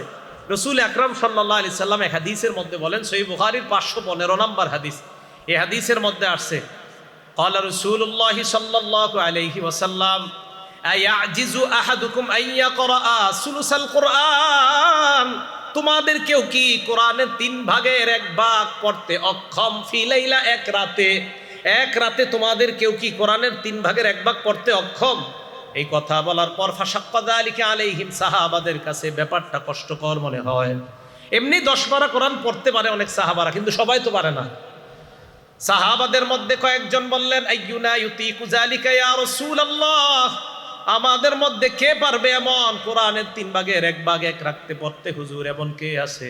আল্লাহ নবী বললেন, আল্লাহুল আহাদুস সামাদুস সুলুসুল কুরআন, কুল হুয়াল্লাহ সূরাটা কোরআনের 3 ভাগের 1 ভাগ, একবার পড়বা 10 পারা কোরআনের সওয়াব পেয়ে যাইবা। তার বিছানায় মাথা লাগায়া সূরা ইখলাস একবার পড়বেন 10 পারা, 2 বার পড়বেন 20 পারা, 3 বার পড়বেন তো আল্লাহ পাক 30 পারা কোরআনের সওয়াব দিয়ে দিবেন। মুসলিম শরীফের হাদিস, হাদিস নাম্বার 811 নম্বর হাদিস, এই হাদিসের মধ্যে আসছে ক্বালা রাসূলুল্লাহি সাল্লাল্লাহু আলাইহি ওয়াসাল্লাম ইন্নাল্লাহা জাজ্জাআল কুরআনা সালাসাতা আজজা, নিশ্চয়ই আল্লাহ কোরআনকে 3 ভাগে ভাগ করেছেন। বলেন কোরআনকে কয় ভাগে ভাগ করেছেন? ওয়াজআলা কুল হুয়াল্লাহু আহাদ জুজআম মিন আজজাইল কুরআন, সূরা ইখলাসকে আল্লাহ কোরআনের 3 ভাগের 1 ভাগ বানিয়েছেন। সুবহানাল্লাহ। এবার একটা মজার হাদিস শোনাই, মুসলিম শরীফের 812 নম্বর হাদিস, এই হাদিসের মধ্যে আসছে রাসূল আকরাম সাল্লাল্লাহু আলাইহি সাল্লাম সাহাবাদেরকে বললেন, উহশুদু উহশুদু, কাছে আসো কাছে আসো। আপনাদেরকে বলার যাবে না, না কাছে আসো আপনারা না, মানে হাদিসে বলছে। এখন আপনাদেরকে এই মুহূর্তে বললে কষ্ট হবে, কারণ এই তো কাছে আইছেন, আর বললে সমস্যা হবে, পরে আমগো দুইজনে মেরে নেবেন। এখন রাসূল সাল্লাল্লাহু আলাইহি সাল্লাম বললেন, কাছে আসো কাছে আসো, উহশুদু উহশুদু। হ্যাঁ আচ্ছা, তো রাসূল সাল্লাল্লাহু আলাইহি সাল্লাম বললেন, উহশুদু, কাছে আসো। এখন সাহাবাদেরকে যখন বলে কাছে আসো, এবং দেখবেন আপনারা বিভিন্ন মাহফিলে যিনি উপস্থাপক থাকে, পরিচালক, উনিও বলে ভাই একটু কাছে এসে বসেন, বলে না? আসলে দেখেন আপনি দূরে থাকলেও কি শুনবেন না? শুনবেন, মাইকে তো শুনবেন, কিন্তু কাছে আসতে কেন বলে? দেখেন এই কাছে আসতে বলাটাও নবীর সুন্নাত। সুবহানাল্লাহ, কাছে আসতে বলাটাও নবীর সুন্নাত। তো নবীজি বললেন কাছে আসো। আচ্ছা বলেন তো, নবীজির কথা সাহাবারা কতটা মন দিয়ে শুনবে? এরপরে নবী বলে এই কাছে আসো, কাছে আসো। তো সাহাবায়ে কেরাম চিন্তা করলো নবীজি কাছে ডাকতেছে, তার মানে গুরুত্বপূর্ণ কিছু বলবে। সাহাবারা আল্লাহ নবীর কাছে আসলেন। আসার পর আল্লাহ নবী বললেন সাআকরাউ আলাইকুম সুলুসাল কোরআন, আমি আজকে তোমাদেরকে কোরআনের 3 ভাগের 1 ভাগ পাঠ করে শোনাবো। আমি তোমাদেরকে কোরআনের 3 ভাগের 1 ভাগ পড়ে শোনাবো। সাহাবারা তো খুশি, নবীজি কোরআন পড়বে 10 পারা, এটা তো ভালো কথা, মানে 3 ভাগের 1 ভাগ পড়বে, এটা আমরা শোনার জন্য সবাই অপেক্ষা। ফাকরা কুল হুয়াল্লাহু আহাদ, আল্লাহ নবী সূরা ইখলাস পড়লেন। সাহাবারা ততক্ষণ পর্যন্ত ফজিলত জানে না।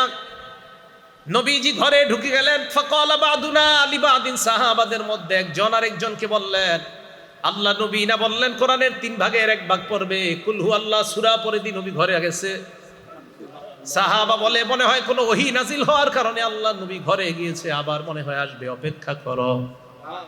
নবীজি ঘর থেকে বের হলেন। হওয়ার পর আল্লাহ নবী বললেন শোনো তোমরা, আমি তোমাদেরকে বলেছিলাম কোরআনের 3 ভাগের 1 ভাগ পড়ে শোনাবো। আমি যে কুল হুয়াল্লাহ সূরা পড়লাম, এই কুল হুয়াল্লাহ হলো তাদিলু সুলুসাল কোরআন, কোরআনের 3 ভাগের 1 ভাগ। তাহলে রাতে আপনি বিছানায় মাথাটা লাগাইবেন, লাগানোর পর পড়বেন। আচ্ছা আপনারা বিছানায় মাথা যখন লাগাবেন বালিশে, তখন জান্নাতে একটা ঘর বানাবেন, কারা কারা চান? মুসনাদে আহমদের হাদিস, রাসূল আকরাম সাল্লাল্লাহু আলাইহি সাল্লাম বলেন কুল হুয়াল্লাহ সূরা 10 বার পড়ো। কয়বার? 10 বার। সাথে সাথে জান্নাতের মধ্যে আপনার জন্য একটা বালাখানা তৈরি হয়ে যাবে। দুনিয়াতে যখন নবীনগর সাভারের আশপাশ দিয়ে গাড়িতে উঠে যখন যাবেন আপনারা, তখন দেখবেন বড় বড় বিল্ডিং হইতেছে, তখন চিন্তা করো হ্যাঁ এরকম একটা বিল্ডিং যদি আমার হইতো। তখন সান্ত্বনা দেবেন নিজেরে কিভাবে জানেন? আর থুর এখানে না হইছে কি হইছে, সাথে সাথে 10 বার সূরা ইখলাস পড়বেন আর বলবেন যাক জান্নাতে তো একটা বানায় ফেলছে। এভাবে সান্ত্বনা দেবেন নিজেরে। আমারে অনেকে অনেক সময় বলে এটা করো সেটা করো, তখন আমি বলি 10 বার সূরা ইখলাস পড়লে হয়ে যাবে, টেনশন নাই। তো 10 বার সূরা ইখলাস পড়বেন, জান্নাতে আপনার জন্য একটা বালাখানা তৈরি হয়ে যাবে। রাসূল আকরাম সাল্লাল্লাহু আলাইহি সাল্লামের এক সাহাবা, সহিহ বুখারীর হাদিস 5013 নম্বর হাদিস। এই হাদিসের মধ্যে আসছে আন্না রাজুলান সামিআ রাজুলান ইয়াকরাউ কুল হুয়াল্লাহু আহাদ ইউরাদ্দিদুহা, এক ব্যক্তি সূরা ইখলাস খালি বেশি বেশি পড়ে। ফালাম্মা আসবাহা জাআ ইলা রাসূলিল্লাহি সাল্লাল্লাহু আলাইহি ওয়াসাল্লাম, সকাল হওয়ার পর এক ব্যক্তি আল্লাহ নবীর কাছে আসলেন। আসার পর বললেন ইয়া রাসূলুল্লাহ, অমুক ব্যক্তি আপনার সাহাবা বারবার কুল হুয়াল্লাহ সূরা পড়ে। আল্লাহ নবী কয় তাই নাকি? কয় হ্যাঁ। হাদিসের মধ্যে আসছে কান্না রাজুলা ইয়াতাকাল্লুহা, যেন তার কাছে এই আমলটা বেশি বড় মনে হয় নাই। নবীজি বললেন শোনো, ওয়াল্লাযী নাফসি বিয়াদি ইন্নাহা লাতাদিলু সুলুসাল কোরআন, আমার সাহাবা কুল হুয়াল্লাহ যতবার পড়ুক মনে রাখবা একবার পড়া মানে কোরআনের 3 ভাগের 1 ভাগের সওয়াব পেয়ে যাওয়া। এটা নাসাই শরীফের 993 নাম্বার হাদিস। আম্মা জান আয়েশা সিদ্দিকা রাদিয়াল্লাহু তাআলা আনহার বর্ণনা, তিনি বলেন আন্না রাসূলুল্লাহি সাল্লাল্লাহু আলাইহি ওয়াসাল্লাম বাআসা রাজুলান আলা সারিয়াতিন, আল্লাহ নবী এক সাহাবাকে এক এলাকার মধ্যে যুদ্ধের জন্য পাঠাইলেন। সাহাবাকে আমির বানায়া দিলেন। তো আমির সাহেব যারা আছে ওনার সাথে তাদেরকে নিয়ে নামাজ পড়ে। তো উনি যখন নামাজ পড়ে ফাকরা আলি আসহাবিহি ফি সালাতিহিম, নামাজের মধ্যে উনি কেরাত পড়ে। যখনই উনি নামাজ শেষ করে দ্বিতীয় রাকাতে অথবা ওনার কেরাত উনি সমাপ্ত করে বিকুল হুয়াল্লাহু আহাদ, ফায়াখতিমু বিকুল হুয়াল্লাহু আহাদ, উনি প্রায় সময় খালি কুল হুয়াল্লাহু আহাদ করে নামাজ শেষ করে। মনে করেন প্রথম রাকাতে একটা বললাম, দ্বিতীয় রাকাতে কুল হুয়াল্লাহ, অথবা প্রথম রাকাতে আপনার 2 সূরা একসাথে পড়ে ফেললো, প্রথমে তাব্বাত ইয়াদা পরে কুল হুয়াল্লাহ, মানে এত বেশি কুল হুয়াল্লাহ নামাজে পড়ে। ফালাম্মা রাজাউ, সবাই যখন ফিরে আসছে নবীজির কাছে, আসার পর জাকারু লাহু, নবীজির কাছে এই কথাটা বলছি ইয়া রাসূলুল্লাহ, উনি খালি কুল হুয়াল্লাহ সূরা পড়ে নামাজ পড়েন। নবীজি বললেন তাই নাকি? ফাসালুহু লিআইয়ি শাইইন ফাআলা যালিকা, এটা নাসাইর বর্ণনা। নবীজি বললেন তাকে কি জিজ্ঞাসা করো উনি এটা কেন করছে সাহাবা। আর বুখারীর বর্ণনা লিআইয়ি শাইইন ইয়াসনাউ যালিকা, ওনাকে গিয়ে জিজ্ঞাসা করো, আমার সাহাবাকে জিজ্ঞাসা করো এই কাজ কেন করে। সাহাবারা তার কাছে গেলেন, যাওয়ার পর সালুহু, প্রশ্ন করলেন তুমি এটা কেন করো। উনি জবাব দিলেন লিআন্নাহা সিফাতুর রহমান, কুল হুয়াল্লাহ সূরার মধ্যে আমার রবের গুণাবলী আছে, তাই আমি পছন্দ করি এটা খুব বেশি। আমার রবের গুণাবলী আছে, আমার রব এক, আমার রব বিয়ে করে নাই, আমার রবের বিবি নাই, আমার রবের ছেলে নাই, আমার রবের মেয়ে নাই, তিনি সন্তান জন্ম দেয় না, তিনি সন্তান জন্ম নেন না, তার থেকে সন্তান জন্ম নেয় না, তিনি সন্তান জন্ম দেন না। তার সমকক্ষ কেউ নাই। তো আমার রবের এই গুণাবলীটা বলতে আমার খুব ভালো লাগে। সাহাবাদার নবীজির কাছে গেছে, নবীজি বললেন কি জিজ্ঞাসা করছো? হ্যাঁ হুজুর, এটাতে নাকি রহমানের সিফাত আছে। তাই উনি বলে আখবিরুহু আন্নাল্লাহা ইউহিব্বুহু, তাকে জানায়া দাও সে যেমন সূরা ইখলাসকে খুব ভালোবাসে, মহব্বত করে, আল্লাহও তাকে ভালোবাসে। তো রাতে বালিশে মাথা যখন লাগাইবেন, আল্লাহর ভালোবাসা অর্জন করারও একটা উপায় কুল হুয়াল্লাহ সূরা পড়েন। সূরা বাকারার শেষ 2 আয়াত, আমানার রাসূলু বিমা উনজিলা ইলাইহি মির রাব্বিহি থেকে শেষ পর্যন্ত কোরআন দেখে দেখেই পড়েন আপনি। হাদিসের মধ্যে রাসূল বলেন কাফাতা, যেই ব্যক্তি সূরা বাকারার শেষ 2 আয়াত পড়বে, রাসূল আকরাম সাল্লাল্লাহু আলাইহি সাল্লাম বলেন তার ওই পুরা রাত্রের জন্য এই 2 আয়াতই যথেষ্ট হয়ে যাবে। এই আমলগুলা করা, রাতে যখন আমরা বিছানায় মাথা লাগাই আমল করা। আরেকটা হলো বিছানায় মাথা যখন লাগাবেন, কাজ নাই, তখন আপনার ফেসবুকটা না চালায়া, ইউটিউব মোবাইলটা হাতে না নিয়ে 1000 সোয়াব কারা চান? কয় হাজার সোয়াব? অথবা 1000 গুনাহ মাফ। 1000 সোয়াব হবে অথবা 1000 গুনাহ মাফ। মুসলিম শরীফের হাদিস, হাদিস নাম্বার 2698 নাম্বার হাদিসের বর্ণনা, সাদ ইবনে আবি ওয়াক্কাস রাদিয়াল্লাহু তাআলা আনহুর বর্ণনা। তিনি বলেন কুন্না ইনদান নবী সাল্লাল্লাহু আলাইহি ওয়াসাল্লাম, আমরা আল্লাহর নবীর কাছে ছিলাম। আল্লাহর নবী হঠাৎ আমাদেরকে বললেন আজিজু আহাদুকুম আইয়াকসিবা আলফা হাসানা, তোমাদের মধ্যে কেউ কি অক্ষম 1000 সওয়াব কামাই করতে অক্ষম? ফাসালাহু সাইলুম মিন জুলাসাইহি, বৈঠকের মধ্য থেকে একজন প্রশ্ন করলেন ইয়া রাসূলুল্লাহ, আমাদের মধ্যে 1000 সওয়াব কামাই করা এটা কিভাবে সম্ভব? নবীজিকে বললেন কাইফা ইয়াকসিবু আহাদুনা আলফা হাসানা, কিভাবে একজন 1000 নেকি কামাই করতে পারে? আল্লাহ নবী বললেন শোনো তোমরা, ইউসাব্বিহু মিআতা তাসবিহা, কোন ব্যক্তি যদি 100 বার সুবহানাল্লাহ পড়ে, কয়শো বার? বলেন তো কি? আবার বলেন এতটুকুই বাস, আবার বলেন। আল্লাহ নবী বলেন 100 বার যদি কোনো বান্দা সুবহানাল্লাহ বলে, ইউকতাবু লাহু আলফু হাসানা, তার আমলনামায় 1000 নেকি লিখে দেওয়া হয়। নবীজি বলে 1000 নেকি যদি তোমার আমলনামায় লেখা নাও হয়, আও ইউহাত্তু আনহু আলফু খাতিয়া, তোমার আমলনামা থেকে 1000 গুনাহ মুছে দেওয়া হয়। তাহলে 100 বার সুবহানাল্লাহ পড়বেন, হয়তো 1000 সওয়াব হবে, অথবা 1000 গুনাহ আপনার জীবন থেকে আল্লাহ মুছে ধুয়ে মুছে সাফ করে দিবেন। আল্লাহ আমলগুলা করা দরকার আছে না? আল্লাহ আমাদের সকলকে আমল করার তৌফিক দান করেন। এখন এই সুন্নতগুলা পালন করা সহজ হবে, সম্ভব হবে কখন? যদি আমরা রাসূল আকরাম সাল্লাল্লাহু আলাইহি সাল্লামকে মহব্বত করতে পারি, তাহলে এই সুন্নতগুলা পালন করা আমাদের জন্য সহজ হবে। সূরা তাওবা আয়াত নাম্বার 24 নাম্বার আয়াত, আয়াতটা শুনেন, অনুবাদটাও শুনেন। আল্লাহ বলেন কুল ইন কানা আবাউকুম, যদি তোমাদের বাবা, ওয়া আবনাউকুম, যদি তোমাদের সন্তান, ওয়া ইখওয়ানুকুম, যদি তোমাদের ভাই, ওয়া আজওয়াজুকুম, যদি তোমাদের বিবি, ওয়া আশিরাতুকুম, যদি তোমাদের পরিবার, ওয়া আমওয়ালুন ইকতারাফতুমুহা, যে সম্পদ কামাই করো ওই সম্পদ যদি, ওয়া তিজারাতুন তাখশাউনা কাসাদাহা, যে ব্যবসায় লস খাওয়ার টেনশনে থাকো ওই ব্যবসা যদি, ওয়া মাসাকিনু তারদাউনাহা, যেই বাসস্থান তোমরা পছন্দ করো এই বাসস্থানগুলা যদি, কি যদি? বাবা, যদি তোমাদের বাবা, যদি তোমাদের সন্তান, যদি তোমাদের ভাই, যদি তোমাদের বিবি, যদি তোমাদের পরিবার, যদি তোমাদের উপার্জিত সম্পদ, যদি তোমাদের ব্যবসা, যদি তোমাদের বাসস্থান, আহাব্বা ইলাইকুম মিনাল্লাহি ওয়া রাসূলি, আল্লাহ আর আল্লাহ রাসূলের চাইতে বেশি প্রিয় হয়, ওয়া জিহাদিন ফি সাবিলি, এবং আল্লাহর রাস্তায় জিহাদ করার চাইতে যদি তোমাদের কাছে বেশি প্রিয় হয়, ফাতারাব্বাসু হাত্তা ইয়াতি আল্লাহু বিআমরি, তাহলে অপেক্ষায় থাকো, আল্লাহ তোমাদের উপর যেই গজব নিয়ে আসবে ওই গজবের অপেক্ষা করো। তাহলে এবার আপনারা বলেন তো, বাবার চাইতেও বেশি প্রিয় হতে হবে কে? আল্লাহ তার রাসূল, আল্লাহ এবং তার রাসূল। আচ্ছা, মায়ের চাইতে, বিবির চাইতে, ভাইয়ের চাইতে, সন্তানদের চাইতে, ব্যবসার চাইতে, সব কিছুর চাইতে আল্লাহ আল্লাহ রাসূল বেশি প্রিয় হতে হবে। যদি না হয় তাহলে আযাবের অপেক্ষা করা। তো আবার আসেন, জাগ্রত আর নিদ্রা এই উভয় অবস্থায় সুন্নাহগুলা পালন করা তখন সহজ হবে যদি রাসূল আকরাম সাল্লাল্লাহু আলাইহি সাল্লামের মহব্বত আমাদের মধ্যে বেশি থাকে। দেখেন, আমাদের মাঝে একটা অবহেলিত সুন্নতের নাম মেসওয়াক। একটা অবহেলিত সুন্নতের নাম কি? মেসওয়াক। রসুল আকরাম সাল্লাল্লাহু আলাইহি সাল্লাম, আরেকটা কথা, যখন আপনারা রাতের বেলা ঘুমাবেন, ক্বালা রাসূলুল্লাহ সাল্লাল্লাহু আলাইহি ওয়াসাল্লাম, আল্লাহ নবী বলেন, ইদা আওয়াইতা ইলা ফিরাশিক ফাতাওয়াদ্দা ওযুআকা লিস-সালাহ, নামাজের জন্য যেইভাবে ওযু করো ঘুমের আগে ঠিক ওইভাবে ওযু করবা। তাহলে রাতের বেলা ঘুমের আগে ওযু করা, ঘুমের আগে কি করা? আচ্ছা, ওই ওযুর আগে একটা কাজ করবেন, মেসওয়াক করা। বলেন কি করা? মেসওয়াক করা। বলছিলাম একটা অবহেলিত সুন্নতের নাম বর্তমানে মেসওয়াক। অথচ রসুল আকরাম সাল্লাল্লাহু আলাইহি সাল্লাম বলেন, সহিহুল জামে 2375 নাম্বার হাদিস, 2375, এই হাদিসের মধ্যে রসুল আকরাম সাল্লাল্লাহু আলাইহি সাল্লাম বলেন, উমিরতু বিসসিওয়াক হাত্তা খাশিতু আন আদরাদা, আমার মেসওয়াকের ব্যাপারে এত বেশি বলছে আল্লাহ তাআলা, জিবরাইলের মাধ্যমে এত বেশি হুকুম করছে, আমার মনে হলো যে মেসওয়াক করতে করতে না জানি আমার দাঁতগুলা পড়ে যায়, এত বেশি আমি আশঙ্কা করে ফেললাম।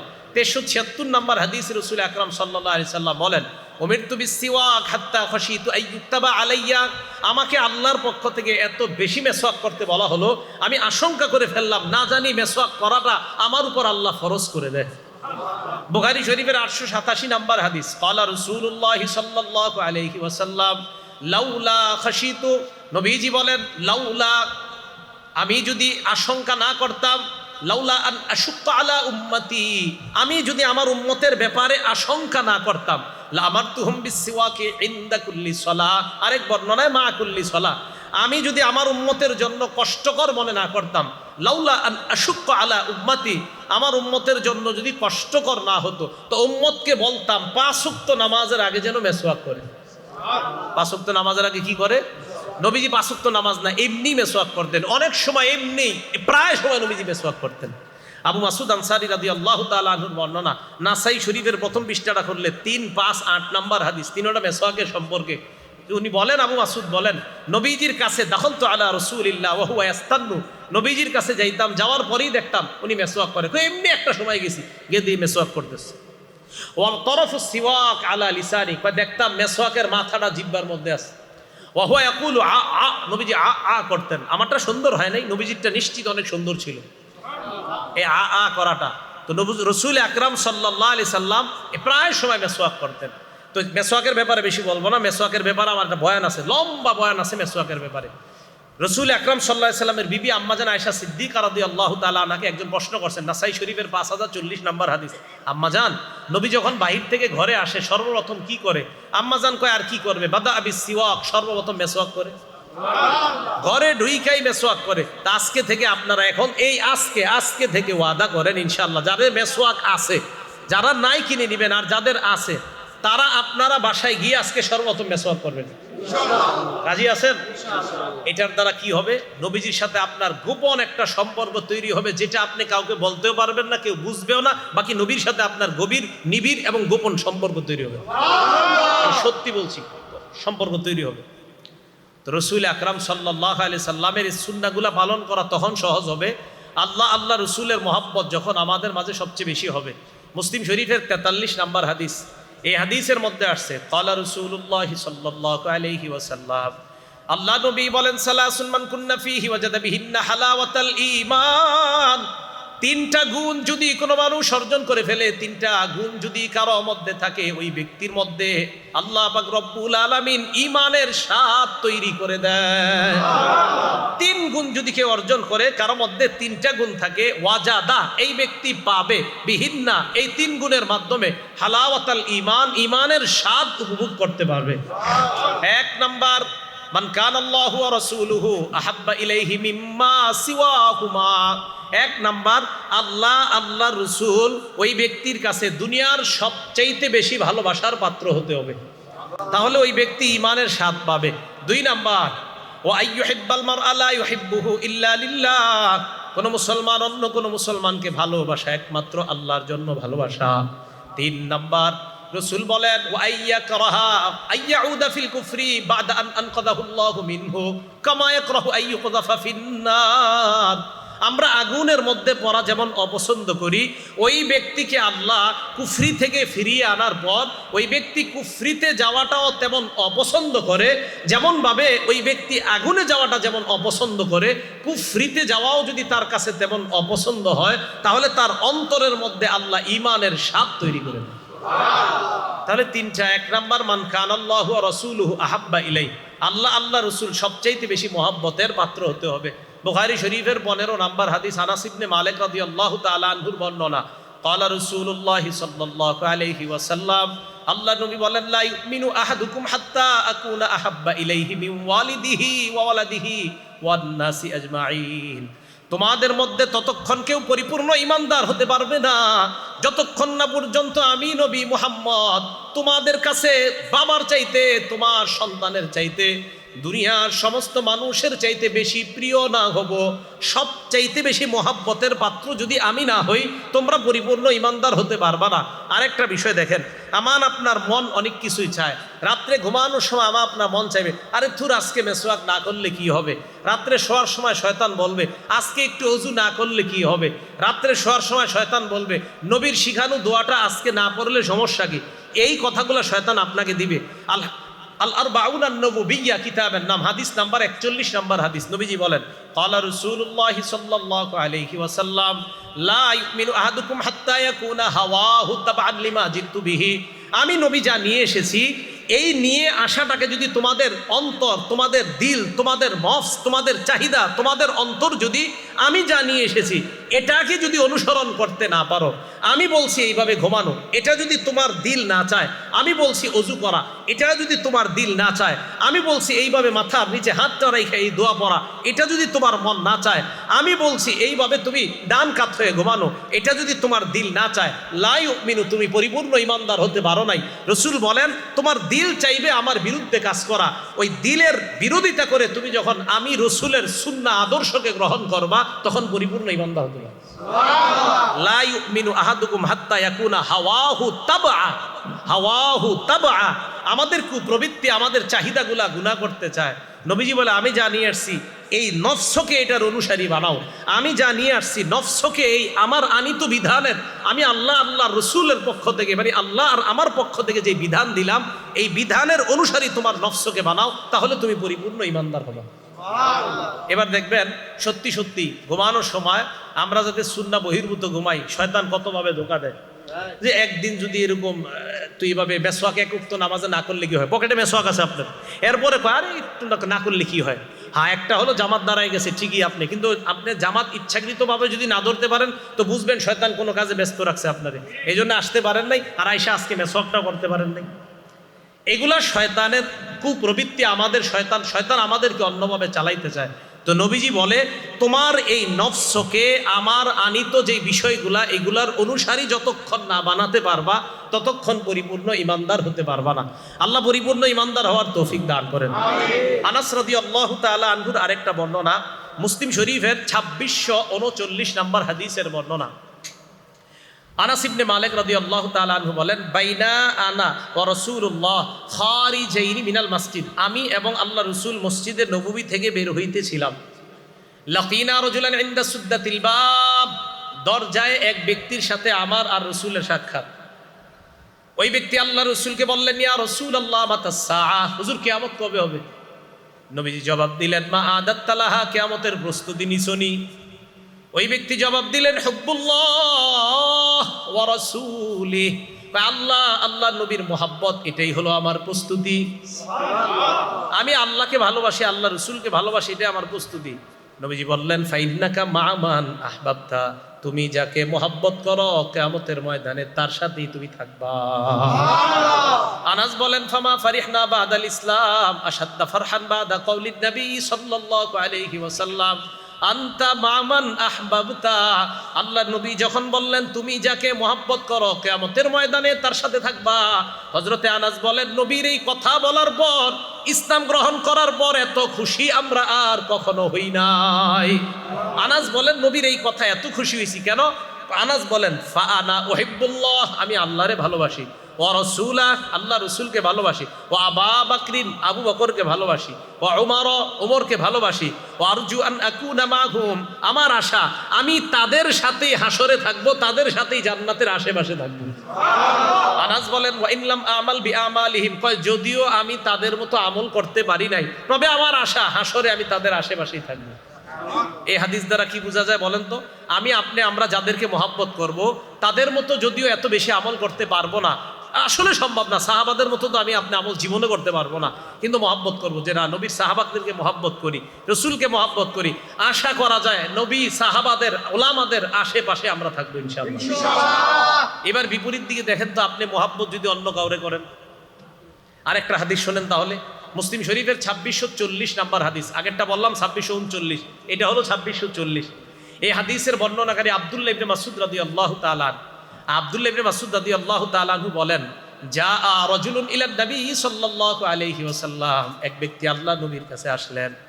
আসার পর আল্লাহ নবীকে বললেন, ইয়া রাসূলুল্লাহ কাইফা তারা ফি রাজুলিন আহাব্বা কওমান ওয়া লাম্মা ইয়ালহাক বিহিম। হুজুর, ওই ব্যক্তির ব্যাপারে আপনি কি বলেন যেই ব্যক্তি কোনো সম্প্রদায়কে ভালোবাসে? আপনাদের এলাকার কোনো মানুষ আলেমদেরকে মহব্বত করেন, কিন্তু আলেমদের মতো এত পরিমাণ আমল করতে পারেন না, আসলেই পারবেন না। সারাক্ষণ তারা হয়তো কল আল্লাহ না হয় কলা রসুলুল্লাহ নিয়ে আসে, তো সারাক্ষণ সওয়াবের মধ্যে থাকে। বিশেষ করে হেফসখানা মুক্তবে যারা আছে, তারা তো 24 ঘন্টা আমল জারি আছে তাদের। এখন আপনাদের এলাকার কেউ আলেমদেরকে মহব্বত করেন, কিন্তু তাদের মতো আমল করতে পারেন না। এক ব্যক্তিকে নবীজিকে বললেন, হুজুর ওই ব্যক্তির ব্যাপারে আপনি কি বলেন যে ব্যক্তি কোনো সম্প্রদায়কে মহব্বত করে কিন্তু তাদের মতো আমল করতে পারে না, তার ব্যাপারে আপনি কি বলেন? নবীজি বললেন, আলমার উমা আমান আহাব্বা, মানুষ তাদের সাথেই কিয়ামতের মাঠে থাকবে যাদেরকে সে মহব্বত করে। এই কথাটা সারা জীবন মনে রাখেন, আমি যাকে মহব্বত করব তার সাথে আমার হাসর হবে। আজকাল অনেকে দাবি করে দেখবেন, তো আমি কি কম নামাজ পড়ি, আমি কি কোরআন রিসার্চ কম করি, বা আমি কি হাদিস রিসার্চ কম করি, এরকম বলে অনেকে। কিন্তু উনি কোরআনও রিসার্চ করে, হাদিসও রিসার্চ করে। এইগুলা রিসার্চ করার পর ওনার ফলাফল কি বের হয় জানেন? উনি এইগুলা রিসার্চ করার পর ফলাফল বের হয় যে এতদিন বাংলাদেশের হুজুররা যা বলছে ইসলাম সব এরা ভুল বুঝাইছে আপনাদেরকে। তখন একটা বইয়ের নাম দিয়ে দিবে, প্রকৃত ইসলাম ও নকল ইসলাম। কি নাম দিবে? ওলামায়ে কেরাম যে আদর্শ আপনাদেরকে শিখাইতেছে কোরআন সুন্নাহ, এটার নাম দিবে নকল, আর ওনারটার নাম দিবে প্রকৃত। তখন উনি আপনাকে বলবে ওই হাদিসগুলা মানা যাবে না, কারণ এই হাদিসগুলার সাথে কোরআনের ওই আয়াতের সাংঘর্ষিক, ওই হাদিসগুলা মানা যাবে না, এটার সাথে কোরআনের ওই আয়াতটা মিলতেছে না, আপনাকে এরকম বুঝাবে। তো মনে রাখবেন, আপনি যদি ওই ব্যক্তিকে মহব্বত করেন, যেই ব্যক্তি আপনারে বুঝাইতে বুঝাইতে এক পর্যায়ে মসজিদ থেকে বের করে ফেলে, তো কিয়ামতের মাঠে আপনি তার সাথেই থাকবেন। এই জন্য ভয়ঙ্কর অবস্থার মধ্যে আমরা আছি, এটা একটু মাথায় রেখেন। রসুল আকরাম সাল্লাল্লাহু আলাইহি সাল্লাম বলে, আমার উম্মত শেষ জামানায় তোমরা একজন আমল করবা, 50 জনের সওয়াব তোমার আমল নামায় লেখা হবে। সাহাবারা নবীজির প্রশ্ন করলেন, হুজুর কোন 50 জন? আমাদের 50 জন না, ওই জামানার 50 জন? নবীজি বললেন, বাল বিনকুম 50, বরং তোমাদের 50 জনের সওয়াব আমার শেষ উম্মতের এক ব্যক্তিকে দেওয়া হবে। এই জন্য এই যুগে একবার ওইটাতে যাওয়া, একবার ওইটাতে, মানে চারোদিকে আপনি খালি দৌড়ান, না মনে হয় ওখানে ঠিক, ওখানে ঠিক। এত দৌড়াদৌড়ি বাদ দিয়ে মসজিদ মাদ্রাসা ধরেন, ইনশাল্লাহ ঠিক থাকবেন। অত দৌড়াদৌড়ি বাদ দেন, খালি চারোদিকে খোঁজে কোথায় যাবে কোথায় যাবে, এক পেরেশানির মধ্যে যায়াটা হঠাৎ কয়, হুজুর এতদিনে প্রকৃতি ইসলাম বুঝছি, এতদিন বুঝিনি। এই কথাগুলা যখন আপনাদেরকে কেউ বুঝাবে, ওই লোকটাকে পাল্টা বলবেন, চলেন আমাদের মাদ্রাসার মুতামিম সাহেবের কাছে আপনাকে নিয়ে যাই। তখন বলবে, আমার কাজ আছে, অন্যদিন আসবো। যখন কোনো মানুষ আপনাকে নতুন ভাবে ইসলাম আবার বুঝাইতে চায়, এতদিন আপনি একভাবে নামাজ পড়তেন, এতদিন আপনি একভাবে সিজদা করতেন, মানে একদম মুসলমান, আপনার আব্বা আম্মা ভাই বোন সবাই মাশাআল্লাহ সহি পদ্ধতিতে এতদিন একটা নামাজ পড়তেন। হঠাৎ কেউ এসে আপনার যদি নতুন ভাবে দাওয়াত দিতে চায়, বলবেন, ভাই আমার তো কোরআন হাদিসের এত জ্ঞান নাই, চলেন অমুক দাওরা হাদিস মাদ্রাসার যিনি বুখারী শরীফ পড়ায় ওনার কাছে আপনাকে নিয়ে যাই। তো ওনার সামনে বসে আমাকে আপনি বুঝান, বুঝানোর পর যদি আমার মনে হয় না আপনি যে নতুন করে বুঝাইতেছেন আমার আগের গুলা ভুল আর আপনার বুঝানো সঠিক, তাহলে আমি আপনারটা মেনে নিব। তখন উনি দুইটা অপশন বলবে আপনাকে, এক বলবে এরা কি বুঝে, দ্বিতীয় বলবে আমার সময় নাই। যখন এই কথা বলবে তখনই বুঝবেন এর মধ্যে সমস্যা আছে। আরে ভাই আমি কিন্তু বলছি না ওনার জ্ঞান নাই, তো উনি সমস্যা কোথায়? শাইখুল হাদিস সাহেবের সাথে একটু বসতে, ওনার সমস্যাটা কোথায়? তো এই জন্য আপনাদেরকে চারোদিক থেকে বিভিন্ন ভাবে বোঝানো হবে। তো রসুল আকরাম সাল্লাল্লাহু আলাইহি সাল্লামের মহব্বত রাখেন, নবীজি সাল্লাল্লাহু আলাইহি সাল্লামের মহব্বত অন্তরে লালন করেন। একটা কথা মনে রাখবেন, 28 পারা 2 নম্বর পৃষ্ঠা সূরা মুজাদালার 11 নম্বর আয়াতে আল্লাহ বলেন, ইয়ারফাইল্লাহুল্লাযীনা আমানু মিনকুম, তোমরা যারা ঈমানদার, এই তোমাদের ঈমানদারদের মর্যাদা আল্লাহ বাড়ায়। আবার বলেন, কাদের মর্যাদা আল্লাহ বাড়ায়? আবার বলেন, কাদের মর্যাদা? এখানে আমরা ইনশাআল্লাহ সবাই ঈমানদার না? আলেম আসেনি এখানে? এবার কি করে দেখেন, আল্লাযীনা উতুল ইলমা দারাজাত, আর তোমরা ইমানদারদের মধ্যে আবার আলেম যারা, তাদেরকে আবার আল্লাহ স্পেশাল মর্যাদা দেন। আপনি কাদের সমালোচনা করছেন? আপনি কাকে মহব্বত করেন, যাকে মহব্বত করবেন তার সাথে আপনার হাসর। তো রাসূল সাল্লাল্লাহু আলাইহি সাল্লামকে উনি প্রশ্ন করলেন, ইয়া রাসূলুল্লাহ, আমি এমন ওই ব্যক্তির ব্যাপারে আপনি কি বলেন যেই ব্যক্তি কোনো সম্প্রদায়কে মহব্বত করে কিন্তু তাদের মতো আমল করতে পারে নাই? নবীজি বলেন, আল মারউ মা মান আহাব্বা, যেই ব্যক্তি যাকে মহব্বত করে সে তার সাথেই থাকবে। তো আমরা যেন সাহাবা একরাম, উলামা একরাম, রাসূল আকরাম সাল্লাল্লাহু আলাইহি সাল্লামের মহব্বত অন্তরে ধারণ করতে পারি, আল্লাহ তৌফিক দান করেন। সাহাবাদের সমালোচনা যদি কেউ করে, আলেমদের সমালোচনা যদি কেউ করে, তাবিদের সমালোচনা কেউ করে, ইমামদের সমালোচনা যদি কেউ করে, এই সমালোচনায় কখনো কান দিবেন না। ইমাম আবু হানিফার সমালোচনা যদি কেউ করে, ইমাম বুখারীর সমালোচনা যদি কেউ করে, ইমাম শাফি রহমতুল্লাহ আলাইহির সমালোচনা যদি কেউ করে, ইমাম মুসলিম রহমতুল্লাহ আলাইহির সমালোচনা যদি কেউ করে, ইমাম মালিক রহমতুল্লাহ আলাইহির সমালোচনা যদি কেউ করে, ইমাম আবু দাউদের সমালোচনা যদি কেউ করে, ইমাম তিরমিজি, ইমাম নাসাই ওনাদের সমালোচনা যদি কেউ করে, ইমাম আহমদ ইবনে হাম্বল ওনাদের সমালোচনা যদি কেউ করে আপনার মুখের সামনে, তখন আপনি বলবেন, ভাই আমি তো জানি ওনারা শ্রদ্ধেয় ইমাম, ওনাদের ব্যাপারে কোনো কথা থাকলে আমাকে না বইলা পাশে একটা মাদ্রাসা আছে দাওরায়ে হাদিস, এখানে চলেন, এই মাদ্রাসায় আলেমদের সাথে একটু কথা বলেন, বলার পর ওনাদের সামনে বইলেন যে এই ইমাম এই ছিল, তখন আমি কথাগুলো শুনবো। অন্যথায় কারো কথায় কান দিয়েন না।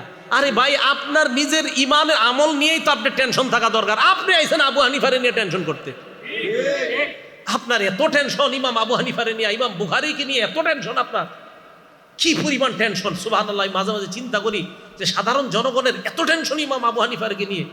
মাঝে মাঝে ফেসবুকে দাঁড়িয়েও নাই, কিচ্ছু নাই, এমন এমন লোক ইমাম আবু হানিফা রহমতুল্লাহ আলাইকে গালি দিয়ে কথা লেখে। তো এদের কথায় কান দিয়েন না।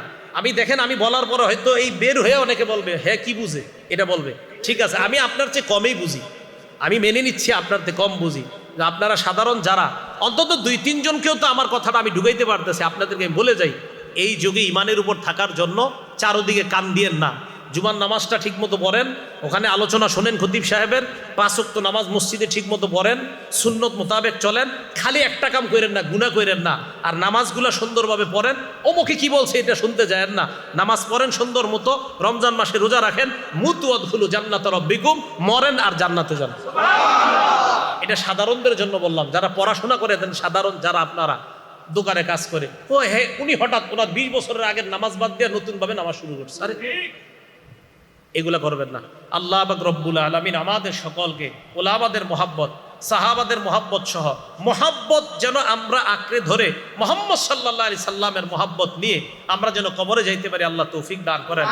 আরেকটা কথা, সাহাবায়ে কেরামের সমালোচনা যেই মজলিসে হয় সেই মজলিসে যাবেন না, সেই মজলিসে বসবেন না। সাহাবায়ে কেরামের সমালোচনা যে করে তার মুখের উপরে বলে দিবেন লানাতুল্লাহ, তার মুখের উপরে বলে দিবেন যে সাহাবা সমালোচনা যারা করে তাদের উপর আল্লাহর অভিশাপ, আল্লাহর নবীর অভিশাপ, সমস্ত মানুষের অভিশাপ। সাহাবা সমালোচনা যেই মজলিসে হয় ওই মজলিসে যাবেন না। সাহাবা সমালোচনা যেই বইয়ে লেখা আছে ওই বই পড়বেন না। সাহাবা সমালোচনা যেই এলাকার মধ্যে মানুষ বেশি করে ওই এলাকার আশেপাশ দিয়েও ঘুরবেন না। নবীজি সাল্লাল্লাহু আলাইহি সাল্লাম বুখারীর বর্ণনায় বলেন, লা তাসুব্বু আসহাবি, আমার সাহাবাদেরকে গালি দিও না। মনে রাখবা, তোমাদের কেউ উহুদ পাহাড় পরিমাণ দান করা, তোমাদের কেউ উহুদ পাহাড় পরিমাণ যদি দান করো, এই দান করাটা আমার সাহাবার 1 হাত পরিমাণ অথবা 2 হাত পরিমাণ যে দান, ওই দানের কাছেও বুঝতে পারবা না। এই জন্য তাদেরকে গালি দেওয়া যাবে না। তাহলে আমি মহাব্বতের ধারাটা বুঝাইতে চাইতেছি, ওলামায়ে কেরাম তাদেরকেও মহাব্বত করবো, আল্লাহ আল্লাহ পীর